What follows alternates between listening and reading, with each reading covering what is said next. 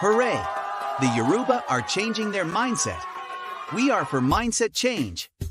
We want to cheer ourselves and our target people of the world that Yoruba mindset is finally changing for the better. From downward thinking to upward thinking, from poor to good, from bondage and oppression to freedom, from backwardness to forward progression, from ignorance to knowledge, from primitivity to modernization, from darkness to shining light, from poverty to wealth, and from dying to living. They have had enough. The people are the Yoruba, forced to live in a country since 1914 with other tribes of far different cultures, history, and future, but have now realized and known better that to continue to live in that same country with some of these other tribes is no good for them at all, and not good for their generations to come. They have found wisdom. They are changing their mindset and are getting out of their entrapment in that geographical expression that they have been in to form and freely run their own country, their own heritage, their own land. They are breaking out from under the slabs to growing and being seen by the whole world. Hooray! That is the message, and see, all Yoruba are now beginning to sing the same song. There's much work to be done on the land of our birth, exalted, exalted, for the whole world to see. Blood, truly, they say, is thicker than water. Hi, I trust that you too can make something, anything, that is both expressive and impressive at the same time, such that if anyone sees or hears it, they will run with it, shout it out loud to the whole world and clap for the Yoruba people on this great achievement of the changing of their minds about finally leaving the failed country. Well done, all you blessed Yoruba. All change, please, all change.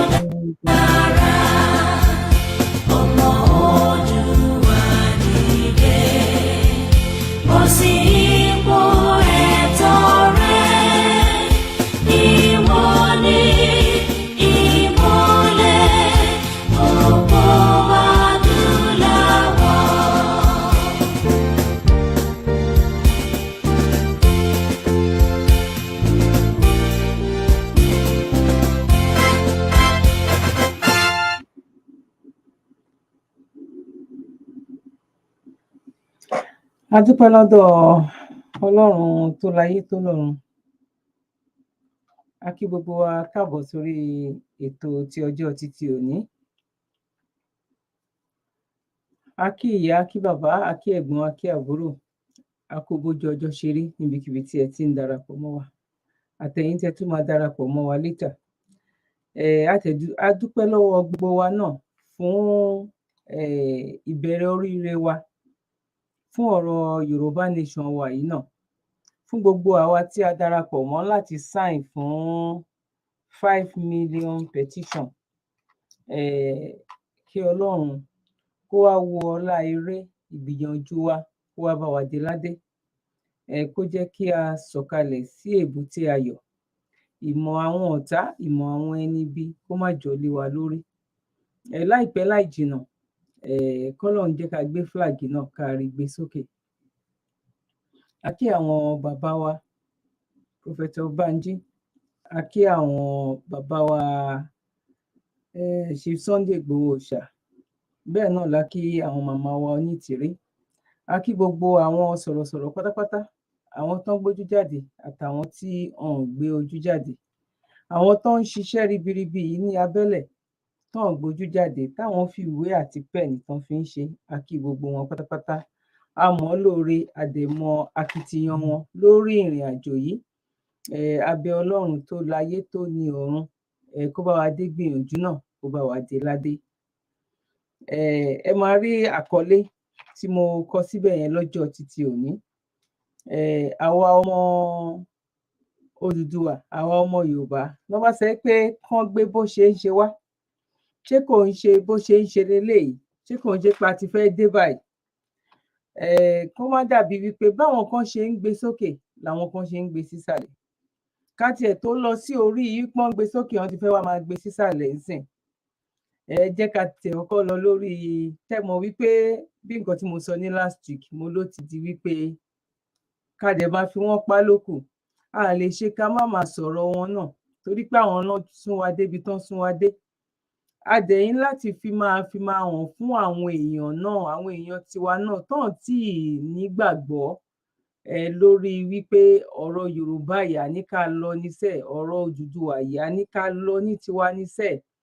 À ń láti fi máa fi wọ̀n wọ́n wípé ṣe rí ibi tẹ́lẹ̀ ìfẹ́ dúró sí. Wọ́n ní ìlẹ̀kẹ̀ má já sílé má já sóko, ibì kan ló máa já sí. Àwa ti mọ ibi tí ìlẹ̀kẹ̀ ti fẹ́ já sí, torí ẹ̀ la ṣe lọ́gun, la ṣe tètè kó bàtà wa láàgbọ́n pẹ́pẹ́pẹ́pẹ́ báyìí, ta ní ká tètè máa sá lọ. Gbogbo wa pátápátá la mọ̀ nǹkan tó ṣẹlẹ̀ ní last week. Tí ìbẹ̀rẹ̀ ìbò nìyẹn o, ẹ wo iye ẹ̀mí tó ti lọ sí. Ìbò ò tí ì dé o, 2023 kò tí ì dé. Ìgbà tí a wà ní 2022 tí ẹ̀mí lóríṣiríṣi tó ti wá ń lọ báyìí, tó bá wá di 2023 nǹkan. Láti dìbò ó kù sọ́wọ́ oníkálukú wa, opinion oníkálukú nìyẹn. Láti ọjọ́ tí a ti ń sọ̀rọ̀, èmi ò sọ wípé bò ò ní wà, mi ò lè sọ wípé bò máa wà.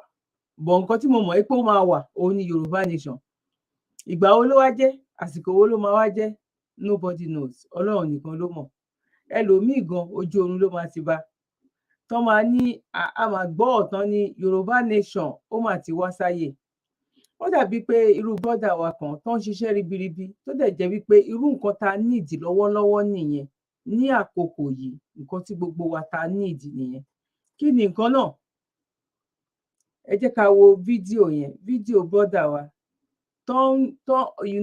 ibi táwọn ti lọ yẹn. Tá bá rí èèyàn 50 ní ojúmọ́ ọ̀ ní ọ̀sẹ̀, kó tiẹ̀ jẹ́ lọ́sẹ̀ kan, kán máa pínra wọn bí bọ́dà wa yìí ṣe ń ṣe. Tán sọ pé àwọn kan ò gbọ́ yẹn, wọ́n máa gbọ́, bọ̀ wọ́n wá lè má ì tí ì mọ kúlẹ̀kúlẹ̀, bọ̀ wọ́n máa gbọ́ ni, wọ́n máa ti máa gbọ́. Torí àìfẹ́ káwọn èèyàn gbọ́ sí, àìfẹ́ káwọn èèyàn mọ̀ sí, àìfẹ́ continue. It's not pé bóyá okay o, a ti ní 5 million ó ti tán nìyẹn o, no. Ṣé mọ̀ wípé wọn tí close website yẹn, ó sì ń lọ bẹ́ẹ̀. Tá bá pọ̀ sí, ó tún fi dání, ó tún fi máa mú iṣẹ́ yẹn, ó máa fi mú yá ní kíákíá ni. Brother mi àti sister mi, orí YouTube nìkan là ń lò lọ́wọ́lọ́wọ́ báyìí. Ẹ̀yin tẹ́ wà lórí YouTube, ẹ bá wa share ètò yìí, ẹ bá wa gbé lọ sórí WhatsApp yín, ẹ bá wa gbé lọ sí orí Facebook yín. Ẹ̀yin tẹ́ bá ti subscribe, ẹ bá wa subscribe. Bẹ́ẹ̀ ṣe ń wọlé, bẹ́ẹ̀ náà ni mò ń kí yín wípé ẹ káàbọ̀ sórí ètò. Kò ní sú wa, kò ní rẹ̀ wá o. Ikú yìí ti di àjọkú wa, àwẹ̀ yìí ti di àjọgbá wa, torí wípé kí ni wọ́n láṣẹlẹ̀ làbọ̀ abá, àbọ̀ abá ni òun ní gbogbo ẹ̀. À ń sọ̀rọ̀ nípa Abíọ́lá, bàbá wa Abíọ́lá MKO, à ń sọ̀rọ̀ nípa Ṣàgàrí, à ń sọ̀rọ̀ nípa Àbáṣà, à ń sọ̀rọ̀ nípa bàbá wa Jásin, à ń sọ̀rọ̀ bẹ́ẹ̀ náà, là ń sọ̀rọ̀ Ọbásanjọ́ náà, wípé ìgbà tó wà lórí oyè kí ló ṣe, ìgbà tí Ṣàgàrí wà ń bẹ kí ló ṣe, ìgbà tí Gowon wà ń bẹ kí ló ṣe, ìgbà tí Lágbájá wà ń bẹ, ìyẹn ló ń pè ní wípé àbọ̀ abá ní gbogbo everything. Ìyẹn ni fún èmi àti yín o, tá à ń ṣe gbogbo ìgbésẹ̀ tá à ń gbé yìí.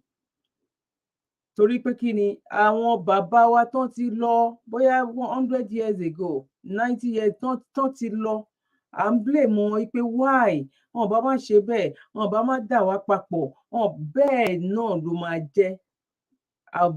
Àbọ̀ sì ń bọ̀ fún nǹkan tèmi àti yín náà tá bá ṣe lórí ìrìn àjò yìí. Torí pé kí àwọn tó ń bọ̀ lẹ́yìn wa kán lè wá gbé ìgbésí ayé ìrọ̀rùn, kán lè wá gbé ìgbésí ayé tó jẹ́ wípé tí àwọn náà bá wo wájú, tán bá wo ẹ̀yìn, tán bá ka story inú ọ̀fìn ayé táwa wà, táwọn bá wá ka story yẹn, either àdúrà tàbí pé wọ́n máa fi máa ránṣẹ́ fún wa nínú ẹ̀, torí wọ́n máa rí pé àwọn tán dẹ̀ ṣe eléyìí pẹ̀lú nǹkan táwọn kà lẹ́yìn yìí àti nǹkan táwọn kà yìí, iṣẹ́ náà ṣe.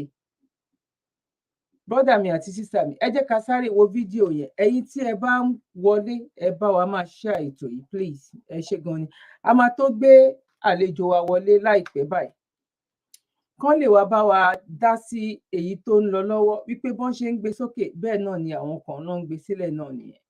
Wọ́n fẹ́ máa gbé sílẹ̀ tó dẹ̀ jẹ́ wípé a ní gbà yẹn fún wọn, a tètè máa pariwo jáde síta wípé àwọn kan ti fẹ́ máa wọ́n ti fẹ́ gbá ẹ̀yìn dẹbọ jẹ́ tàbí bẹbọ jẹ́ náà máa ń sọ ni, òun ni. Ẹ jẹ́ ká lọ wo ibi tí brọ́dà wa yẹn ti ń campaign nínú bus.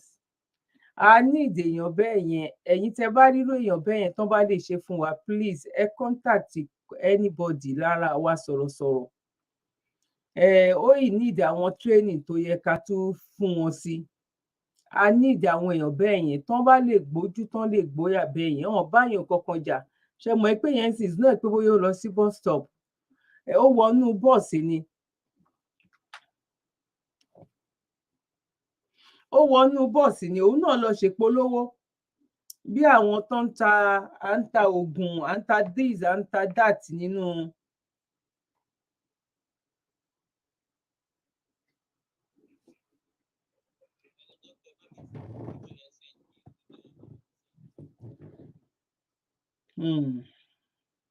Ẹ má bínú, okay.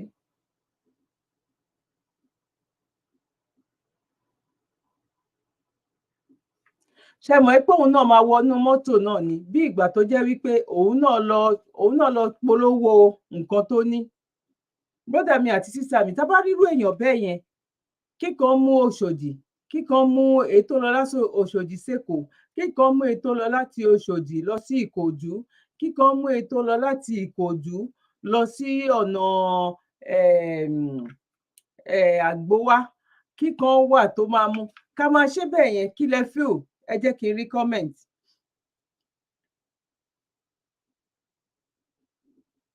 Àlejò wa máa tó wọlé ńsìnyí o.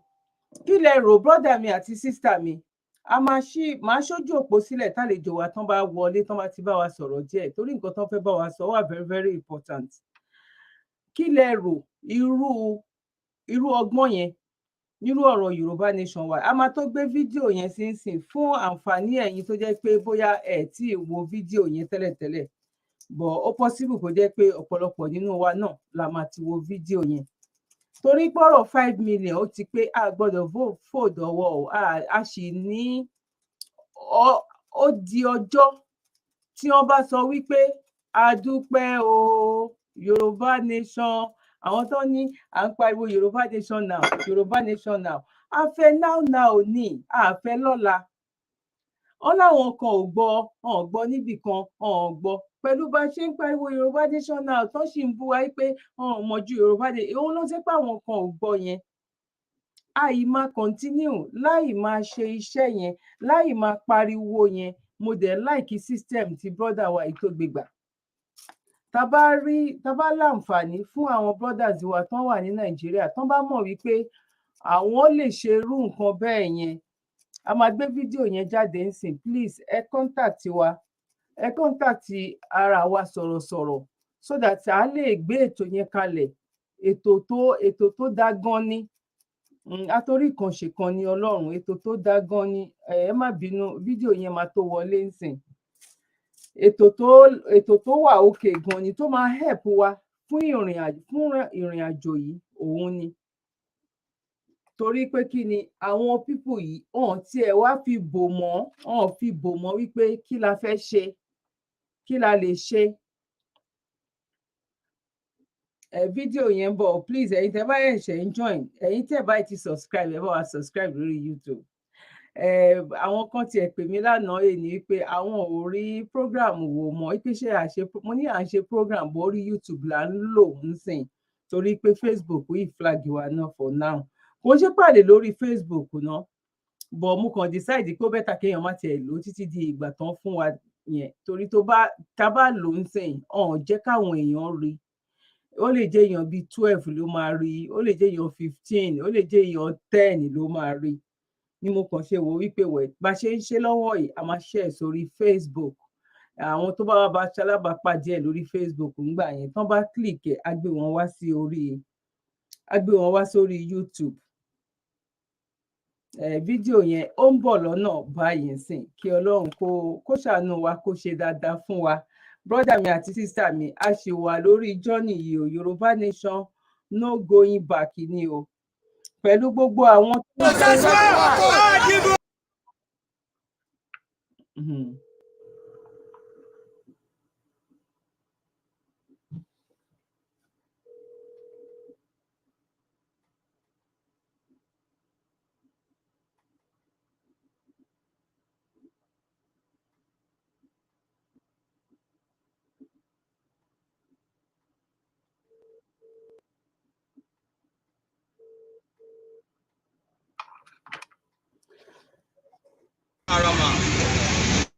ẹjọ orúkọ mi ni Gbàdàmọ́sí Adéyẹmí mo jẹ́ kan lára ọmọ bíbí ilẹ̀ Yorùbá gẹ́gẹ́ bí gbogbo àṣẹ mọ̀ ní pé àwa Yorùbá à ń gbìyànjú ní àtẹnujọ́ mẹ́ta láti jàjàgbara wa ká ní ilẹ̀ òmìnira wa kúrò lọ́wọ́ ìjọba Nàìjíríà tó mú wa sí látijọ́ yìí.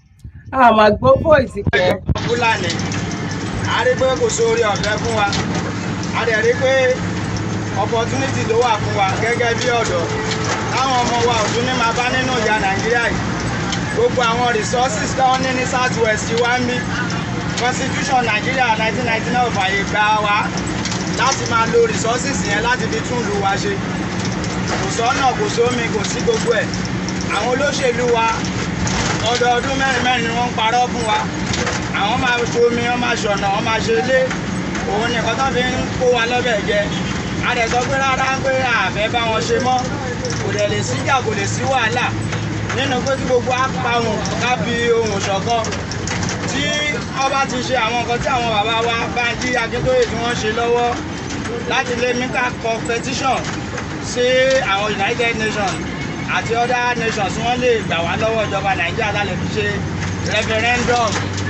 eléyìí ni a tún ní pé ká gbìyànjú ká tún sọ fún àwa bí a ṣe mọ̀ pé a ṣẹ̀ kúrò lóṣòdì ní inú ọkọ̀ tó ń lọ sí tógèètì náà láwa yìí wọ́n ní pé nǹkan tí ó bá ká oníkálukú lọ́wọ́ láti ṣe ní ipá nínú ìjàǹjàgbara wa yìí kò ṣe bí a ń péyàn kan gbé owó fún wa láti máa ṣe ṣùgbọ́n a rí i pé à ń láti jẹ́ kí gbogbo èèyàn mọ̀ ní pé a fẹ́ gba òmìnira wa kí Oòduà Republic ìyẹn Yorùbá Nation kan dá dúró kò ń ṣe pé ó wà fún àwọn ọmọ Oòduà tó ń ṣe Ògùn nìkan gẹ́gẹ́ bí èmi onígbàgbọ́ lèmi kò yọ mùsùlùmí lẹ̀ kò yọ ẹlẹ́sìn àbáláyé lẹ̀ kò ń sọ̀rọ̀ ẹ̀sìn ní nǹkan tá à ń ṣe a sọ pé àbáwọn olóṣèlú yẹn ìjọba Nàìjíríà ká dá wà kí ìlú wa náà kó dáa kó oore ọ̀fẹ́ wà fáwọn arúgbó wa àwọn ọ̀dọ́ wa àwọn ọmọ kéékèèké wọ́n á ní free health láti lè máa ṣe eléyìí la sọ pé àbá wọn ṣe mọ́ so tó bá di on the 3rd ìjọ Saturday lọ́sẹ̀ yìí wọ́n fẹ́ ṣe mega rally lẹ́kọ̀ọ́ yìí gbogbo àwọn South West Ọ̀ṣun Òṣogbo gbogbo wọn náà máa wá sẹ́kọ̀ọ́ lọ́jọ́ Saturday so oníkálukú wa dẹ̀ ti múra lẹ̀ ó má dàbí pé ó ń bá wa lójijì ẹni hàn ní kó lóko má roko tàbí kó lóde má lọ ṣùgbọ́n lọ́jọ́ Saturday yìí mega rally máa wà lẹ́kọ̀ọ́ Sunday Igboho náà máa wà ń bí Gani Adams náà máa wà ń bí gbogbo àwọn àgbààgbà Yorùbá náà máa wà ń bí lẹ́kọ̀ọ́ yìí so Èkó yìí náà ni à ń dúró dè ọjọ́ Saturday yìí ló máa wáyé kí gbogbo á parapọ̀ ká fi mọ̀ ṣọ̀kan ká lè gbára wa lọ́wọ́ ìjọba kí ẹni tó bá ń dẹ̀jà pé tó lè ṣeé ṣe ni kò lè ṣeé ṣe tí wọn bá ṣáà lè ṣe nǹkan kan kọ́ máa wòran bí gbogbo ẹ̀ ṣe ń lọ nígbà tí Yorùbá tó bá gba òmìnira èmi àti yín wọn ò ní fi pàtàn fún wa lágbára Ọlọ́run ilẹ̀ Yorùbá yìí á dẹ̀ pé èmi àti yín lágbára Ọlọ́run. now ṣé ẹ rí bọ́ ó kàn jẹ́ wípé eléyìí tán ṣe yìí ń sìn tán máa fi tán nídìí training ṣe ó ní àwọn nǹkan kan irú referendum yẹn ń sìn ní ìdí referendum mọ́ ní ìdí referendum mọ́ ọ̀rọ̀ wa ti ju wípé à ń wá referendum bọ́ a kàn ní ìdí ẹni tó nígboyà báyìí understand sìn láti tó jẹ́ pé a máa ti kọ́ wọn nǹkan báyìí lẹ máa sọ nǹkan báyìí lẹ máa sọ nǹkan báyìí lẹ máa sọ à ń wá irú àwọn èèyàn báyìí tẹ́nibọ̀dì bá ní interest tí wọ́n lè darapọ̀ mọ́ wa láti lè rìnrìn àjò yìí tá a dẹ̀ máa rí àwọn fídíò báyìí ó tún máa ràn wá lọ́wọ́ ó máa ràn wá lọ́wọ́ púpọ̀ gan ni tá a bá lọ sí ọ̀dọ̀ ó dàbí pé àwọn àlejò wa ti wọlé a kí Mr. Fatai Ogunribido ẹ káàbọ̀ sórí ètò sir. God bless you sir. mo kí yín o ẹ̀yin aráalé ẹ pẹ̀lẹ́ ẹ káàsán ẹ káalẹ́ ẹ káàárọ̀ ẹ kú ìrọ̀lẹ́ ní gbogbo ibi tí ẹ ti ń gbọ́ wa èmi tí yín náà ni onítòótọ́ mo kí yín gan ni ẹ kú gbogbo àfaradà wa ẹ kú gbogbo gbà ọ lágbára ṣe Ọlọ́run àti dé ilẹ̀ lérí náà ní agbára Ọlọ́run gbọ́n tá a máa gbà tó máa fi tùbà túṣẹ́ tí a fi ní jagun Ọlọ́run á kọ́ wa ẹ ṣé gan ni ẹ kú gbogbo gbà mo kí yín o ẹ ṣé gan ni. Ẹ ṣé gan ni ẹ jẹ́ ká lọ sí ọ̀dọ̀ àwọn àwa ti Ṣàgámù àwa náà ti ń ṣe gudugudu méje ẹ̀yà mẹ́fà ìyẹn lè máa fi rí pàwá gan àgbẹ̀yìn àwọn ọmọ olóríire kan àwọn ọmọ ọkọ lápẹ́ o because bọ́wọ́ kọ́ ṣe wà náà kò ń ṣe pé bóyá ẹni tó jẹ́ pé bàbá ẹ̀ kọ́ ló bí nìkan kọ́ lọ́mọ àlè ẹlòmíì wà bàbá ẹ̀ ló bí bọ́ máa hùwà ọmọ àlè kò ní hùwà ẹlòmíì ìdẹ̀rẹ̀ ọmọ àlè ni ó máa hùwà ọmọ ọkọ àwọn kan wà nínú wa tó jẹ́ pé ọmọ ọkọ ní ọmọ Ìṣàgámù nǹkan tí àwọn jáde tán sọ wípé a mọ̀ because a ti mọ̀ nǹkan yìí káwọn ẹni yìí náà káwọn náà máa wà nínú ìjayà wípé àṣírí àwọn ti tú lóòótọ́ náà dẹ̀ náà mọ̀ ipá àṣírí àwọn ti tú ẹ jẹ́ ká wo ti Ìṣàgámù yẹn náà ẹ jẹ́ ká wo fídíò ti Ìṣàgámù àwọn ọmọ ọkọ Ìṣàgámù yẹn ẹ jẹ́ ká wo tàwọn ọmọ ọkọ Ìṣàgámù please ẹ̀yin sísà mi mo kí yín káàbọ̀ sórí ètò gbẹ̀yìn tẹ́ darapọ̀ mọ́ wa lórí YouTube ẹ bá wa share ètò yìí please ẹ bá wa share lórí YouTube orí YouTube nìkan náà la wà báyìí àwọn èèyàn mọ̀ wípé orí YouTube ló yẹ ká ti jẹ́ àdìbò Ṣàgámù òsínbó àdìbò Ṣàgámù àdìbò Ṣàgámù oyè àbàkọ́ àdìbò Ṣàgámù àdìbò. ṣẹ́rí tó bá jẹ́ àwọn èèyàn náà tún jáde o mo tún ti rí fídíò kan náà tó jẹ́ pé kò ń ṣe Ṣàgámù nìkan ó ti ń yé àwọn èèyàn dáadáa ó ti ń yé àwọn èèyàn púpọ̀ ẹ jẹ́ ká sáré wo fídíò yìí àwọn ìyá èèyàn kan bàbá èèyàn kan ni ń bọ̀ o.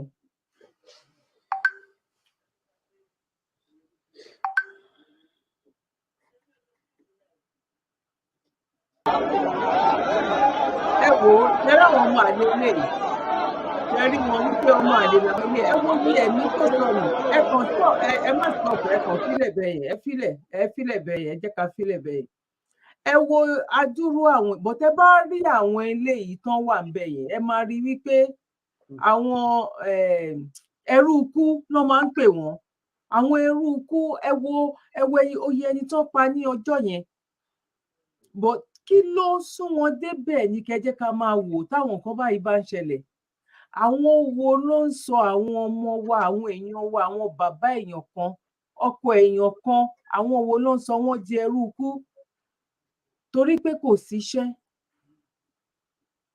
ọ̀nà àti jẹ wọn ti jẹ́ kó lágbára ọ̀nà àti gbégbèsè ayé níwọ̀nba díẹ̀ gan ti jẹ́ kó níyàn lára kó tó fa ọgbẹ́lé yìí nìyẹn ó dùn láti sọ fún wa pé tán bá gbó wá fún ẹ má gbà á ṣẹ́ni tí ò jẹun tó jẹ́ pé ìyàwó ọmọ ẹ̀gbọ́n ò rí skul láti lọ gan wọ́n ti lé ọmọ ẹ̀ ní skul ẹlòmíì ọkùnrin bóyá bíi wọ́n fẹ́ lé ní bóyá bíi 45% ní Nàìjíríà ń sìn tó bá jókòó láàárọ̀ máa jókòó síwájú ilé kan máa jẹ pákò kan máa run pákò ni ìyàwó ló máa ṣe multitask lọ ìyàwó ló máa já síbí, ló máa já sọ̀hún, ló máa já gbangba, ló máa já ní gbogbo ẹ̀. Ẹ wo tẹ́ bá wo orí social media, tẹ́ bá ráwọn tó wà ní bus stop ńsìn, àwọn ẹgbèrè nǹkan tó ń tà, kí ló ń tà gangan? Ẹlòmíì á gbé pure water tí ò jó, ẹlòmíì á gbé obì tó jẹ́ pé tó bá béèrè woman kan, bóyá mo show ẹ̀ ní Virginia last week ń bíbà, ìyá ẹ̀ òun sick, ìyá ń sun lẹ́lẹ̀, ọmọ tray tó gbé sílẹ̀, nǹkan tó ń tà tó fi ń fìdí ìyá arúgbó, bóyá ìyá bíi 80 something yìí gan kò pé 2000 tóun ń tà tó dẹ̀ jẹ́ wípé ètò arúgbó yẹ kó wà lọ́tọ̀, ètò ọmọ kéékèèké ó yẹ kó wà lọ́tọ̀, ètò àwọn tó jẹ́ pé widows ni wọ́n ó yẹ kó wà lọ́tọ̀, ètò àwọn tó jẹ́ pé ara wọn ò kò sí anything. Ẹ wá wo aburú tó wá ń ṣe fún wa. Aburú tẹ́ bá ń gbé pé tó bá sọ pé aburú, kò sí aburú tó tún tó nǹkan táwọn people yìí tán ń ṣe. Èmi ò rí aburú tó tó, ó dẹ̀ ń wà lọ́kàn mi pé why tí àwa dúdú ta wicked báyìí. Mo fẹ́ lọ ẹ wo bíbáyìí, ẹ wo kíní. Aburú tí wọ́n ṣe fún wa. Samarisa, an wata jibra godiya. Ẹ wo bó ṣe ń pín owó. Aburú ni o. Chairman Gwandu. Ṣé àwọn kan gbé oúnjẹ oníkan wá gba tiẹ̀?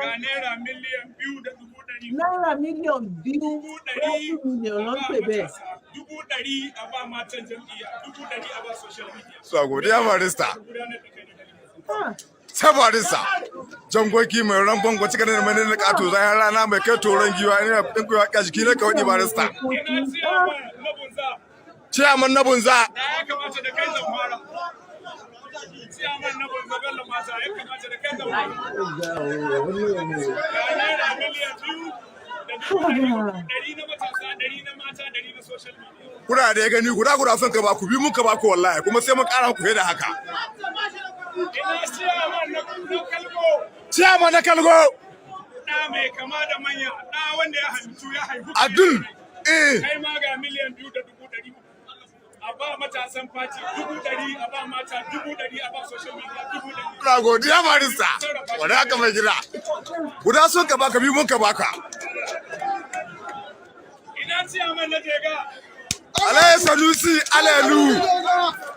Alaye Sanusi Jega Alelu. Mera matsala. Ka san ita Jega matsayi gare ta. Wannan ne gaske. Don duk girman sentinel din ga hannun ku take. Hannun mu take mai gida. Ga miliyan 2.3.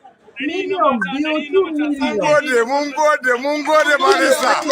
Guda sun ka ba su biyu muka ba su. Guda sun ka ba su biyu muka ba su. Chairman na Aleru. Chairman na Aleru ga miliyan 2 kai da delegate ɗin. Million biyu na 2 million na social media 100 na mata.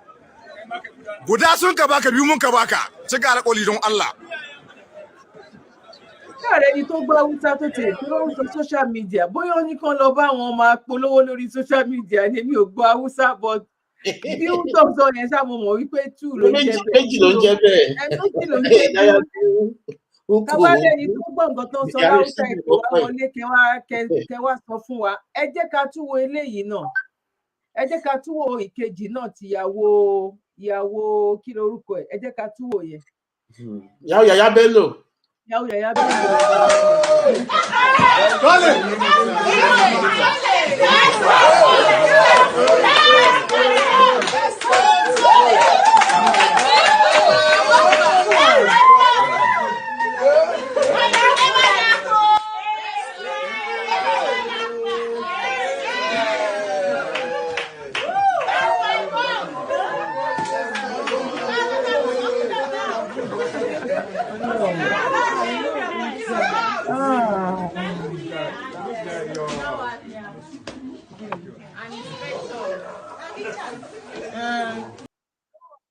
Shinan ana ba ma DG na Mr. Abbas Bello ana maida mashi kudin shi na takara da yayi wanda ya ba mu delegate wanda muka yi on Monday ya ce a dawo mashi da kudin shi, so ga DG nashi nan muna maida mashi da kudin shi word by word yana ansa. So da haka nan mutanen Boso local government DG nashi na dan takara ana yi kira barista Abbas Bello ya ce a dawo mashi da kudin shi 100,000 da ya ba ma each delegate. Mun kuma Boso local government mun maida mashi da kudin shi saboda ba ma son wulakanci.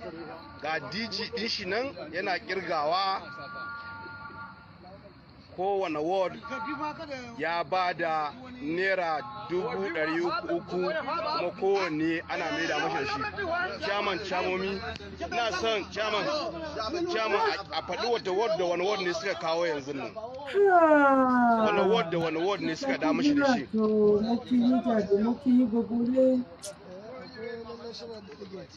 Ok, akwai kudin national delegate. Mai kunkelawar ta kawo nata. Boso Central 1 ma ta ba da 300,000 ta, Cancaga Ward ma ta ba da nata. Mai Timbi Ward ma ta ba da nata. Boso Central 2 ta dawo da nata. Kampala Ward ma ta dawo da nata. Garatu Ward ma ta dawo da nata.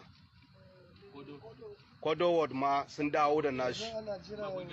Yanzu ana jiran ward guda biyu, Shata da Beji, su ma suna hanya za su kawo mashi.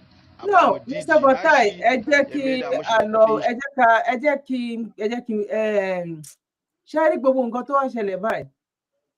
Ẹ wo bí tí live àwa èèyàn, ẹ wo bí tán kó nǹkan tó yẹ káwọn èèyàn fi máa gbádùn níwọ̀nba, kò tí ẹ ń ṣe ní púpọ̀. Ẹ wo bí tán bá wa dé ọpẹ́lọpẹ́ social media.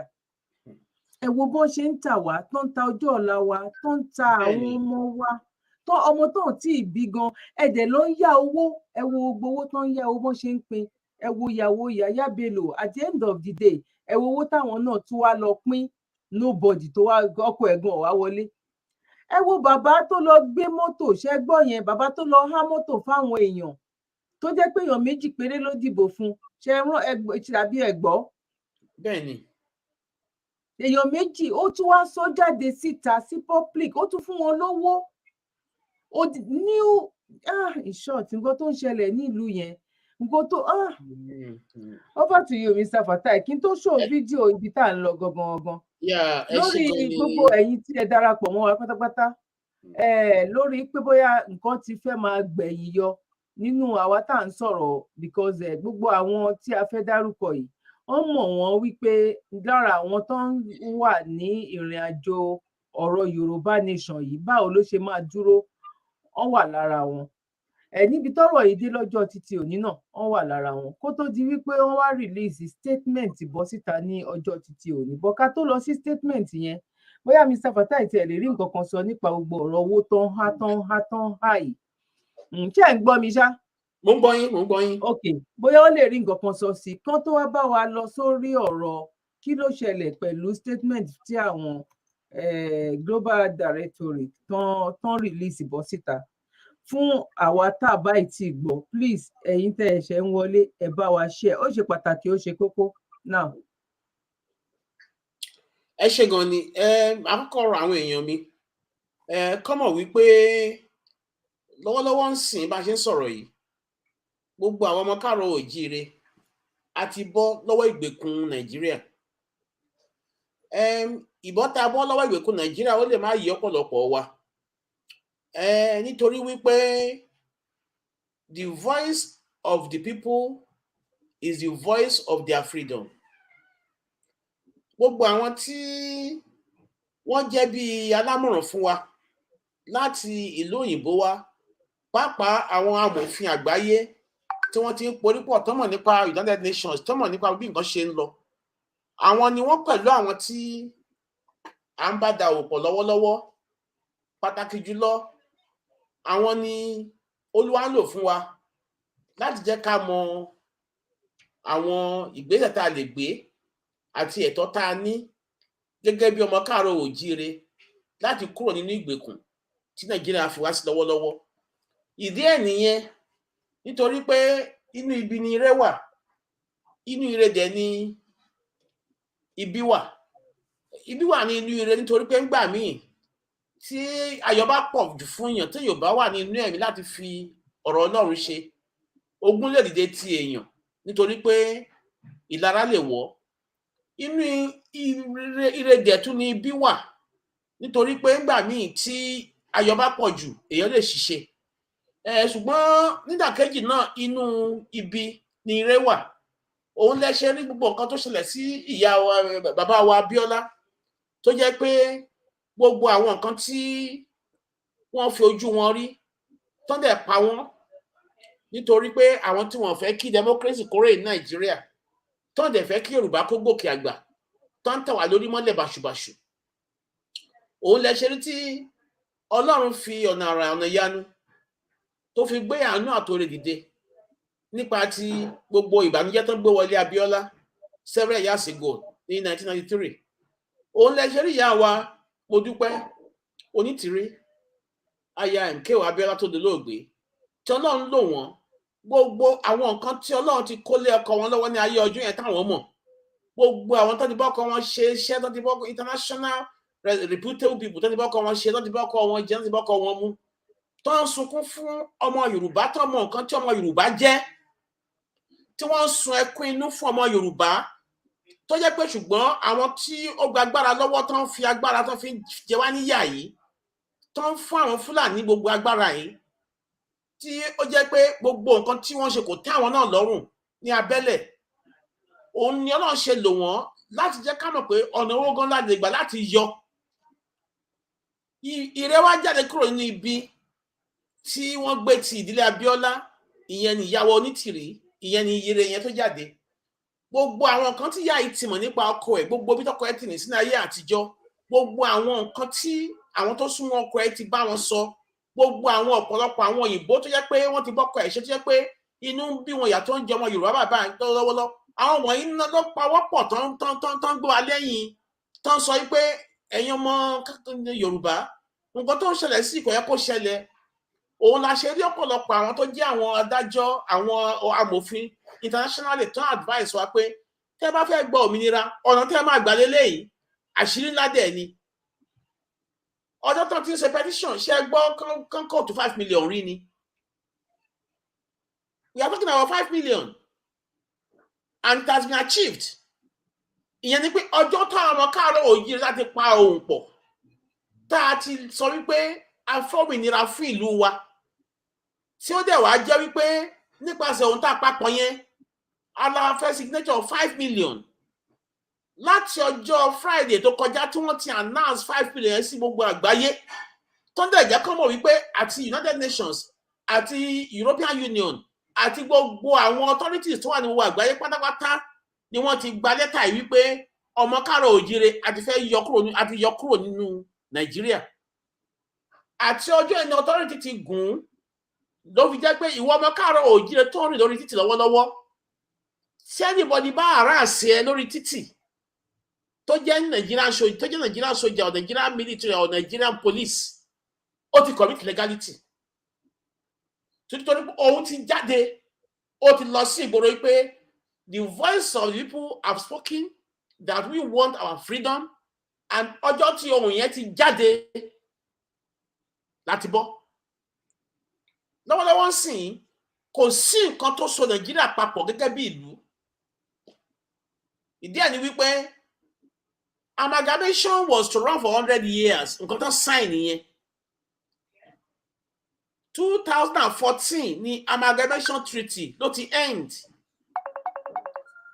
àwọn tó mọ̀ òótọ́ yìí wọ́n pẹ̀lú àwọn tó ń jẹ́ ká mọ̀ tó ń dẹ̀ advice wa but àwọn tí wọ́n fẹ́ bo òótọ́ yìí mọ́lẹ̀ àwọn ni wọ́n ń gbé àwọn ìgbésẹ̀ ní abẹ́lẹ̀ tó sì pretend bẹ́ẹ̀ ni pé Nigeria is still real kí dẹ̀ ní díẹ̀ nítorí pé wọ́n lùtù Nigeria day in day out ni gbogbo ẹni tó bá ń rò pé gbogbo nǹkan tó ń ṣẹlẹ̀ ní Nigeria yìí wípé bóyá àwọn Fúlàní nìkan ni àwọn multinationals tó fọwọ́sowọ́pọ̀ lórí ọ̀rọ̀ yìí wọ́n pọ̀ tó sọ wá di ẹrú tó ń rò pé ọdẹ ni wá àgbọ̀n so lọ́wọ́lọ́wọ́ ń sìn yìí Olúwa ti wá ṣú wa ní ojú àti mọ̀ pé àwọn ọ̀nà kan wà tá a lè gbà láti bọ́ kúrò di oko ẹrú. Ìyẹn ni Ọlọ́run ṣe lo ìyá wa Onítìrí MK Abiola tó sọ wípé tọ̀ nígbà tó announce 5 million pensioner ní about 3 months ago, ó dàbẹ̀ ni pé kò possible. Ṣùgbọ́n gbogbo àwa ọmọ káàárọ̀ oòjíire ìyà tó ń jẹ wá ní abẹ́nú àwa la mọ̀. Àjẹ́ èèyàn mọ̀. Wọ́n ti sọ wá di ìdàkudà. Wọ́n ti sọ wá di ìdàkudà pátápátá. Gbogbo àwọn ọ̀dọ́ wa kò sírètí fún wọn. Àwọn ìyá wa tó fi owó ata, tó fi owó ẹran, tó owó ata, owó gbogbo ẹ̀gúsí tó ń tà, tó fi tọ́ ọmọ wọn lè jèrè ọmọ wọn.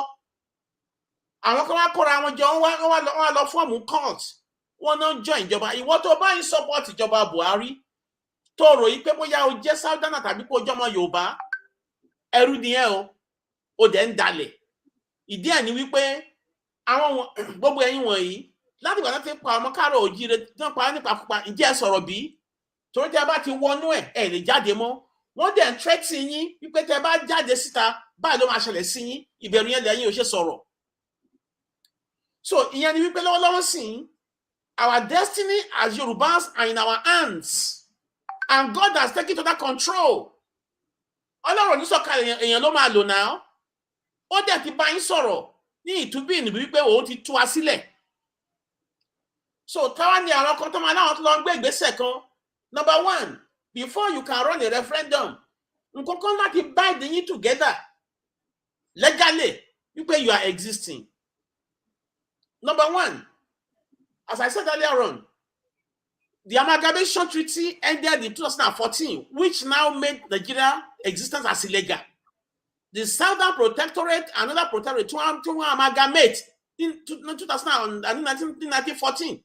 That amalgamation treaty ended in 2014, which has now rendered Nigeria as illegally existing.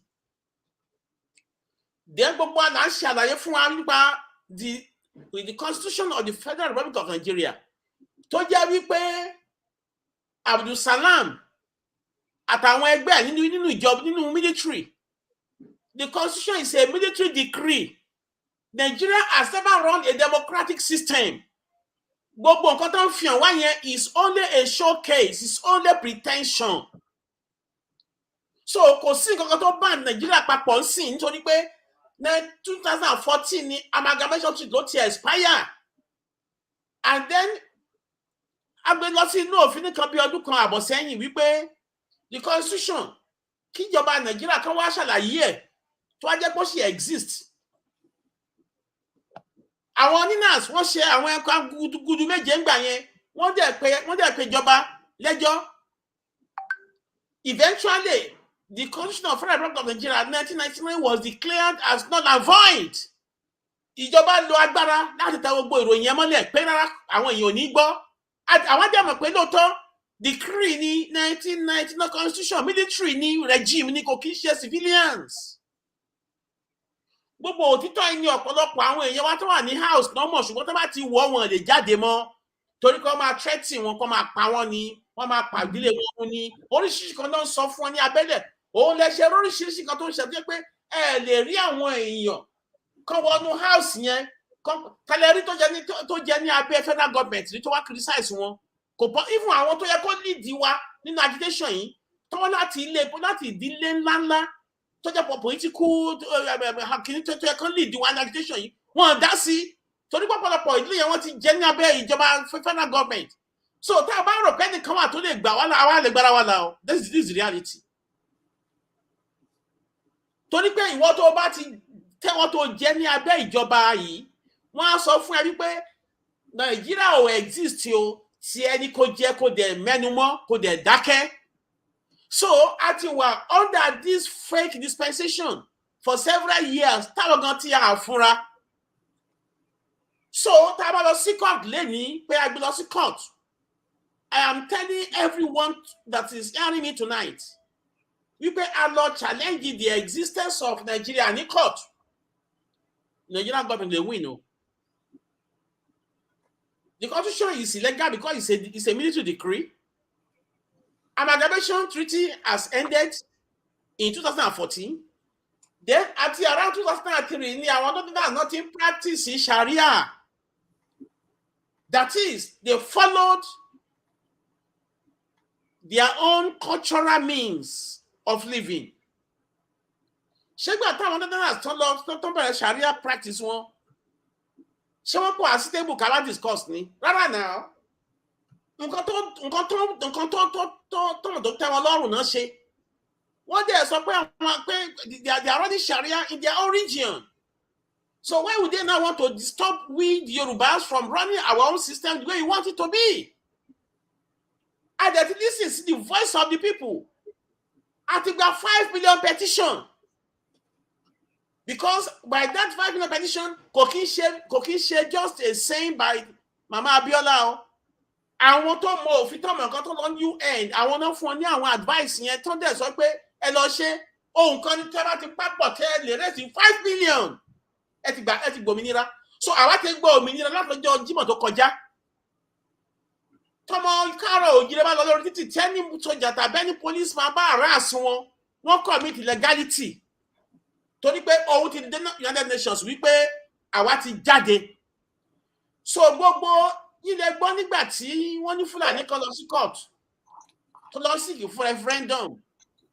Ṣé ẹ̀yin náà gbà yẹn gbọ́ tí ò bá jẹ́ pé wọ́n ti rí wa ní ìrí ọ̀dẹ̀ wọ́n ti rí wa ní ìrí afọ́fúngbé mu wọ́n fi ẹ̀gbin lọ́wọ́ àwọn ẹ̀dá máa sọ fún wípé a kì í ṣe afọ́fúngbé mu àwọn ẹ̀dá máa sọ fún wípé a kì í ṣe ọdẹ kí ni ìdí ẹ̀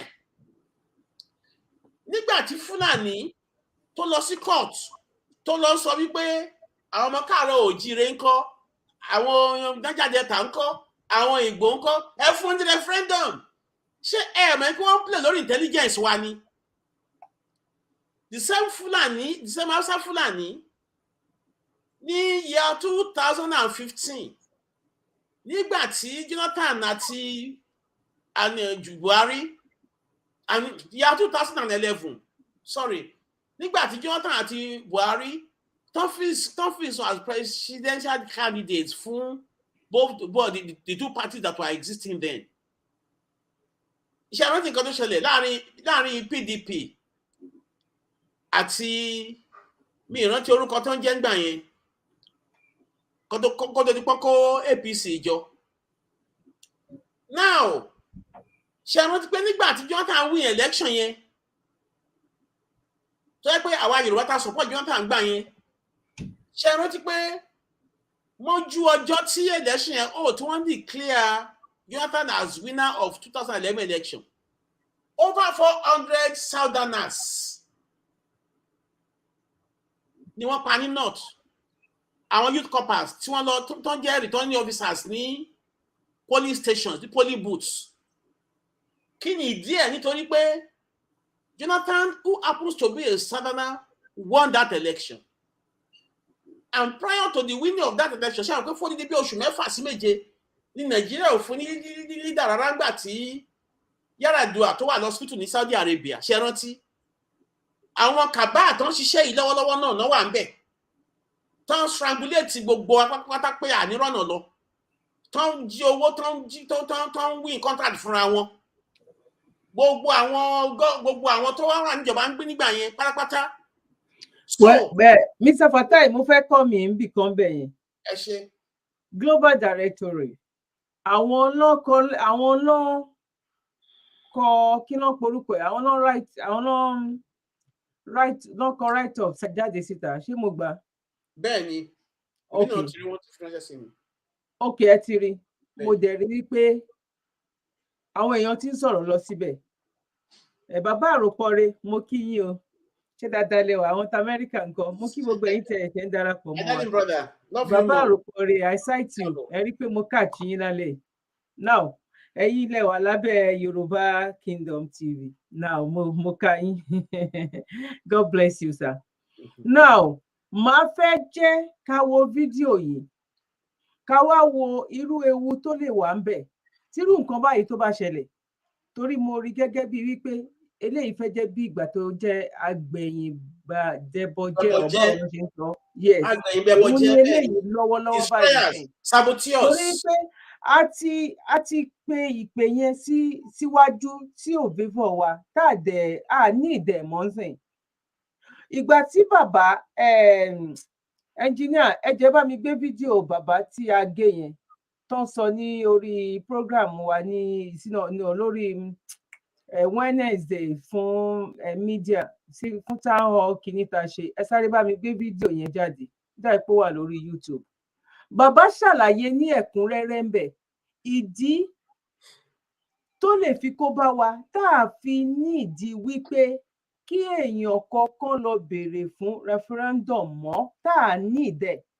Ó ṣe máa wá jẹ́ nínú àwa tá a sọ wípé à ń jìjàgbara yìí làwọn kan àwọn gúrùpù kan tó wà nínú umbrella kan tó máa wá sọ wípé nǹkan tí bàbá sọ yẹn ń kọ́ ọ̀hún rí sọ pẹ̀lú ewu tó wà ń bẹ̀ tí bàbá tó ṣàlàyé. Tábà máa ní ká wá fojú inú wò ó pẹ̀lú gbogbo àwọn tó ń pariwo pé àwọn tó wà ní abẹ́ umbrella yẹn wọ́n ń ṣiṣẹ́ fáwọn olóṣèlú ni wọ́n ń ṣiṣẹ́ fáwọn olóṣèlú ni this or that ni eléyìí ń sìn ewu ń bẹ lóko lóńgẹ́ fúnra rẹ̀ ewu ni.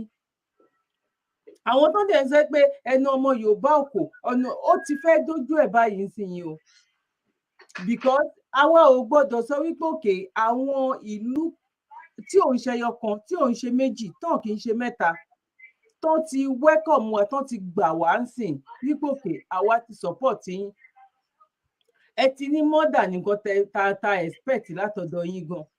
Ó wá kù àwọn ìgbésẹ̀ ìgbà tó fẹ́ gbégbésẹ̀ yìí hàn pé mí àti yín náà ìgbà tó ti ń gbé lọ òun náà pé àwa kan ìgbà tó tún ń gbé lọ tó ń gbégbésẹ̀ yẹn lọ òun ló di nǹkan tó jẹ́ pé ayé gbọ́. Ibi tí ayé ti gbọ́ yìí ń sìn ọ̀hún fò dọ́wọ́ síbẹ̀ iṣẹ́ ẹ̀ṣẹ̀ wa bẹ̀rẹ̀ ń sìn bí ìgbà téèyàn ń sá because àwọn pípù yìí náà àwọn Nàìjíríà gangan tán láwọn àwọn Fúlàní àwọn Kàbá àwọn náà ó mọ nǹkan tá à ń ṣe yìí. Ìsìnyí ló wá jẹ́ wípé má sùn má wò ní iṣẹ́ gidi ló kù lọ́wọ́lọ́wọ́ báyìí. Ṣó wá jẹ́ ìgbà tíṣẹ́ gidi wá bẹ̀rẹ̀ ni àwọn kan máa wá lọ darapọ̀ mọ́ àwọn Fúlàní wípé àwọn fẹ́ referendum tá a dẹ̀ ní ìdẹ̀ mọ́. Ẹ̀yin ọmọ ìyá mi yan bàbá mi ẹ̀bẹ̀ leléyìí o ó dàbí pé bẹ́ẹ̀ làwọn máa bẹ àwọn director ẹ̀bẹ̀ gidi leléyìí o èyí tó kọ jáde yìí kán bá wa gbé padà. Yorùbá ní ẹ̀bẹ̀ lábẹ́ òṣìkà kó tì ìlú ẹ̀ ṣe. Náà ṣé fídíò yẹn ti wà ń bẹ̀?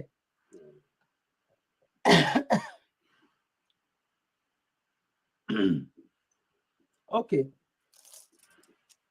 fídíò yẹn ò tí ì sí ń bẹ̀ ok ẹ jẹ́ ká ẹ má bínú a máa gbé fídíò yẹn sí láìpẹ́ torí mi ò prepare sílẹ̀ ẹ jẹ́ kí n wo fídíò mi tí mo lè. Ok kí yẹn kó tó lọ síbẹ̀ ẹ jẹ́ ká lọ sí èyí tó ti wà nílẹ̀ tẹ́lẹ̀tẹ́lẹ̀. Sympathize with Nigerians. And the reason why I'm saying that are because these killings, if we don't stand to make the executives act, it will not stop. Just yesterday. Ẹ má bínú, ẹ jẹ́ kí n sọ nǹkan kan. Tá a bá farabalẹ̀, màá fi jẹ́ ká farabalẹ̀. Táwọn directories tó bá lè jókòó, tó bá lè wo fídíò yìí, kó wá jọ tó wá ṣe meeting láàrin ara wọn, kó gbọ́ nǹkan tí màá yí tó sọ from A to Z. Wọ́n lè mọ̀ wípé ìgbésẹ̀ táwọn fẹ́ gbé yẹn ó máa pa ìpalára burúkú ló máa jẹ́ fáwọn ọmọ Yorùbá. Ẹ jẹ́ ká farabalẹ̀ ká fi gbọ́ fídíò yìí. Haúsá leléyìí eléyìí ń ṣe Yorùbá o. Kẹ́ gbọ́ nípa nǹkan tó sọ. Ká gbọ́ láti òkè délẹ̀. Ká wò ká wá digest ẹ̀ wípé káwa Yorùbá kan wá dìde ń sìn. Ṣá nídìí nǹkan yìí ṣá. Now. We're here, we're talking about the killings. We gave the IG ultimatum of 14 days. But instead of something to reduce, or instead of the killings to at least reduce, it has still continued. Mr. President, let me give an example. If you look at all the areas where these killings are taking place, they are called soft target. Why are they called soft target? Because you will never see the presence of any security man around that place. Today, Mr. President, I brought so many suggestions concerning the way we are going to reform the police. But the government took it personal. I said it because I was in the security cycle. And I've worked with so many VIPs. I know what is happening in the country. Just this Monday, Mr. President, I was going to National Defense Academy in Kaduna in the morning. When I left my house 6 a.m. We were going throughout from Abuja to Kaduna. We only saw 3 police vehicles. One inside filling station, one by the road, then another APC. Around 6 o'clock. We passed that place. I reached NDA before around 9 o'clock. I finished what I was doing in NDA around 10 o'clock, and I was coming back. Immediately when I was coming back, I saw more than 20 vehicles of the policemen. That means between the hour of 4 o'clock, maybe 3 o'clock, 4 o'clock, 5 o'clock, they will leave their duty post and disappear. And that is the time these criminals normally use to unleash this kind of terror on these innocent citizens. And we have said it here. Mr. President, why can't we know the number of people per each local, number of security men per each local government? We are talking here. We don't even know how many people are guarding our communities. And why should one marketer, because somebody is dealing with oil, have like 30 policemen in this Abuja? One single person, 30 policemen. And by United Nations standard, one policeman is supposed to be for 400 people. And even in Nigeria, at these statistics, it is one policeman to 800 people. Even at then, we have taken more than 150 policemen guarding banks, guarding VIPs, embassies. I don't have problem with that. But if we are going to give those services, then these people should pay for these services so that we'll be able to recruit more people, to have more equipment. But there is no way bank oil companies will be paying millions and it will be going to people's pockets, and we are not improving with the equipment, we are not improving the accommodation, we are not even getting more policemen. Mr. President, a lot of things is wrong. We don't hold anybody accountable. Today, there was a time the IG came here during this hearing about this Abuja, Kaduna. I told him, why can't you man maybe each 5 kilometers put a SPO, that is a senior police officer, to man that place so that if anything happens on between that 5 kilometers, that person will be held accountable for that. Nobody. People will kill and the DPO will be there. People will kill the commissioner of police there. People will be killed and the IG is still listening because they have people in the villa to protect them. When I made this thing, some people went to the president and told him that I'm going after his family. And because of that one, they packaged to Attorney General to take me to court. I was told. The Attorney General said IG ran to him to help him that this thing, I'm challenging the family of the president. I'm not doing it. I'm doing it for Nigerians. I'm not doing it for myself. IG cannot do anything to me. I'm not a contractor. I'm not looking for contract. I'm not looking for money from anybody. But I am doing it for this nation. Today, the DG NIA that was just appointed, is he qualified to be there? He's not qualified. This is a person that failed 2 exams. We know. He failed 2 exams. And it's just because he's close to the cabal, he's close to the people taking decisions, given what to do, this thing, and he was appointed. And these are the kind of things that we sometimes avoid, or sometimes we say, and we should not say anything. As long as we leave some certain things, we will continue to have this kind of problem. So many incompetent people are holding so many positions. Even today, I don't feel the presence of ministers. So many ministers, 50% of the ministers are not performing. Since the time the president assumed office, he has not taken any decision to check this country. Today, we are seeing it, and everybody is avoiding it. Nobody wants to say anything. Until we begin to talk, all these things that we are doing here, it cannot solve this our problem. If we like, let us call any kind of conference. We as legislators, we cannot implement anything. The executives, they have the power to implement all these decisions, and if they don't want to implement it, or if they don't care with what we are saying, right from the beginning of this, they term the National Assembly as their enemies. What are we doing? It's because we are trying to put direction to the government for them to succeed. But so many people will go, even when we are on holiday, so many people were going behind to say that they should try now and remove the Senate president. I know during this holiday, they were saying that and it was a minister that was spearheading that thing. What is the reason? They said they are suspecting that Senate president will leave APC. That they should create more problem for him so that they will remove him. So what kind of a system are we? Why are we so this thing? Everything about religion, everything about tribe, everything about this thing, sensitive position. We cannot even get people, competent people to handle it. So what do you want us to do? Mr. President, I think it is right time. It is right time for us. Let us know what to do. If it is about talking here, if it is about conference, it will not solve this problem until we look at how the security system is. Who are holding certain positions? Are they competent? Were they appointed on merit? Because so many people are not appointed on merit. It's just because this man is my brother, this man is my relative, this man comes from my village. So many appointments in this government. It's not on merit. And there are some people now that they have taken over the government as if they are even above the president. They take decisions anyhow. Look at now, now we are saying we are fighting corruption. Simple thing, Baba Chir, Senate indicted him. Vice President Committee indicted him.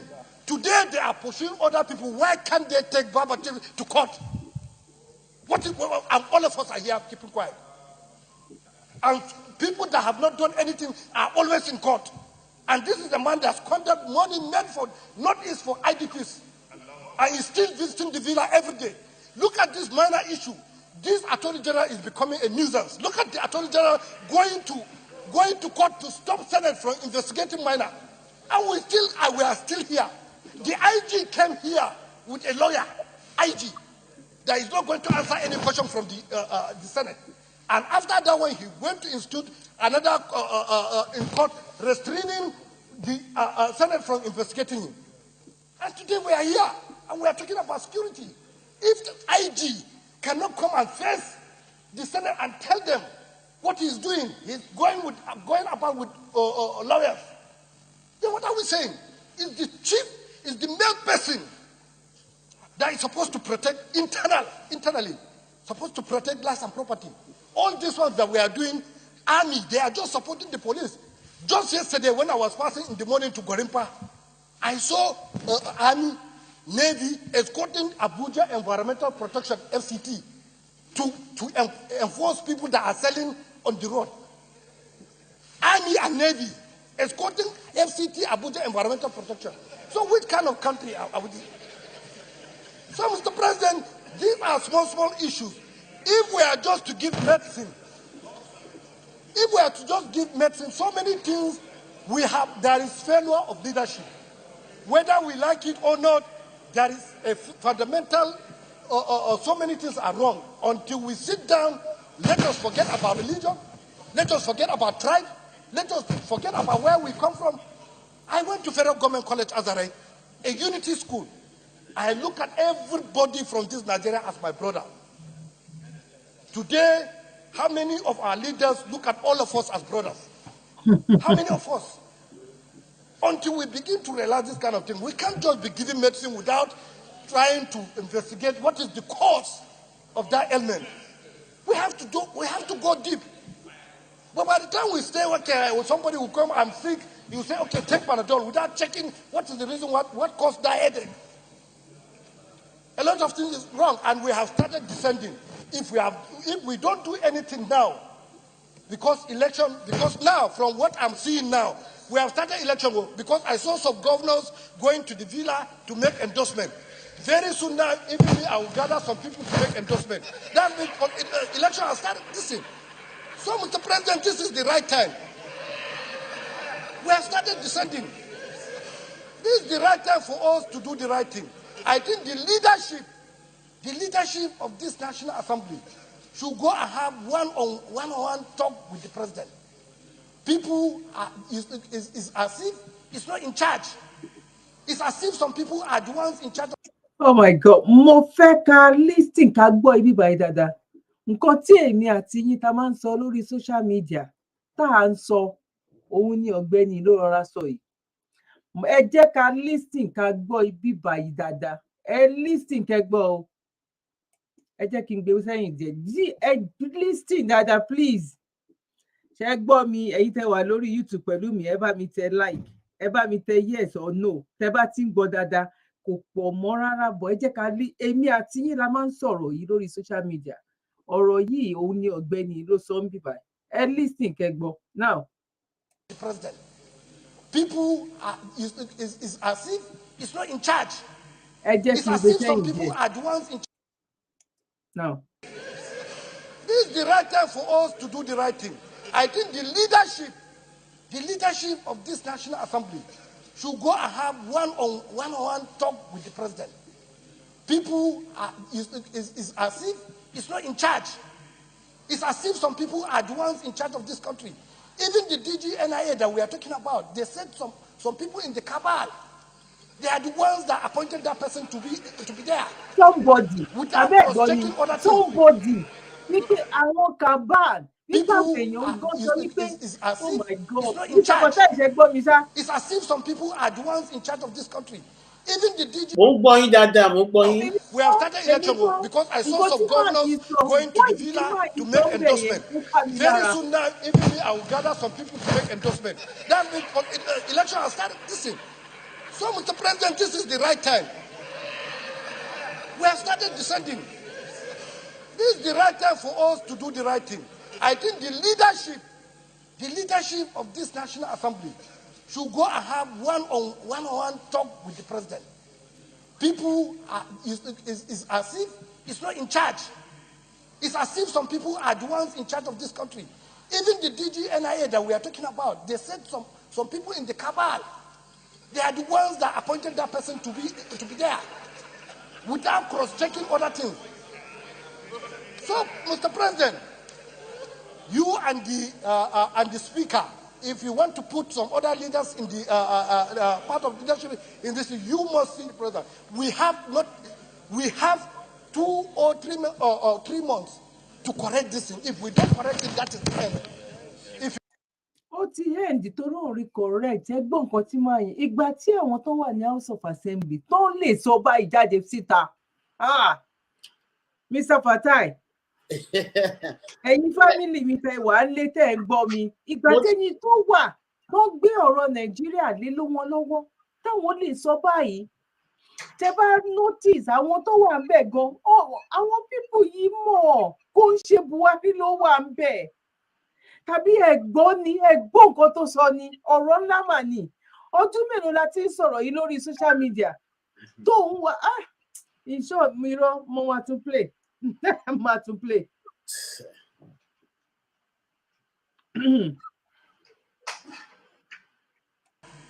It's as if some people are the ones in charge of this country.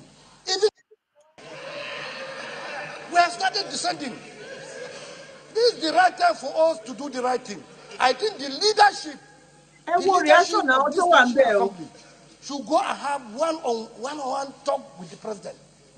People are is as if it's not in charge. It's as if some people are the ones in charge of this country. Even the DGNIA that we are talking about, they said some people in the cabal, they are the ones that appointed that person to be there, without cross-checking other things. So, Mr. President, you and the Speaker, if you want to put some other leaders in the part of leadership in this, you must see the president. We have 2 or 3 months to correct this thing. If we don't correct it, that is the end. If you look at what is happening now in the social media and papers, you can see this is the government that came with credibility, that came with so many things. I saw the other time last week, Tunde Bakari condemning the government. Today, so many people are condemning the government. And this is busy academic. This is the government. This is the government that came with all this kind of things. So that, Mr. President, try as much as possible. Let us try and do the right thing. If there are certain people that are misleading the president, let the president sack them. Ẹ jẹ́ ká stop èyí tó jẹ́ point tó jẹ́ dìmí gangan òun láti gbóǹbẹ̀ yẹn ẹ gbọ́ statement tí máa yẹn sọ. Ọdún wo lèmi àti yín gbogbo wa ẹ̀yin tẹ́ wà ń lé tẹ́ ń gbọ́ ọ̀rọ̀ yìí ọdún wo la ti ń sọ báyìí táwọn èèyàn ti jáde tó ń tako máa yí sẹ́ ẹni tó wà lọ́sọ̀ọ̀sẹ̀ àwọn ọlọ́sọ eléyìí ò wípé ó dàbí wípé àwọn kàbá àwọn ló ń fi èèyàn síbẹ̀ ojú wo ọmọ ipò máa gbé jáde síta. Hello brother ẹrọsà kí lẹlẹ fẹ́ sáré sọ fún wa pẹ̀lú nǹkan tá à ń pè lọ́wọ́ yìí tàbí ẹ̀yin náà láti rí kan lọ́wọ́ ṣe mọbi tó bẹ̀rẹ̀ ẹ̀ sí ní Saudi tó rán ní Saudi náà sí à ń gbọ́ yín. mo ń hírọ ìrọ mo ń ṣírè ni ẹ máa sọ̀rọ̀ yín lọ.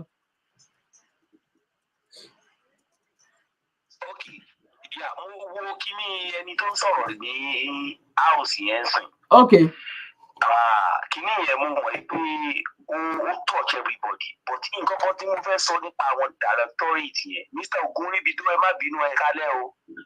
Mo kí ẹ káàbọ̀ pẹ̀lẹ́ ẹ kálẹ̀. àti ilé àti àwọn mẹ́tẹ̀ẹ̀ta ṣàfẹ́rẹ́ àmọ́ yìí pé àwọn directorate ọlọ́run àti àwọn directorate yẹn wọ́n ní ẹ̀yin àgbàlẹ̀ máa ń sọ pé olè kì í yàgbá tó má ṣe lójú fìdí. Ṣé ẹ fẹ́ sọ fún mi pé ẹ̀rọ mọ̀ yìí pé àwọn directorate yìí nǹkan tí wọ́n ṣe yẹn ó yẹ kó surprise you? To be honest, let's call it what it is. Àwọn pípò yẹn ní mọ́mẹ́ǹtì yìí kí wọ́n lọ ṣerú nǹkan bẹ́ẹ̀ ni pé referendum ni àwọn fẹ́.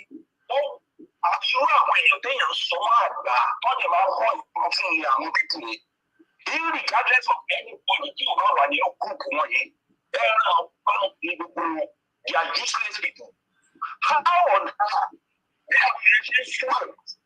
How on earth different to ya? They see our people going every blessed day, crying for help, crying out loud.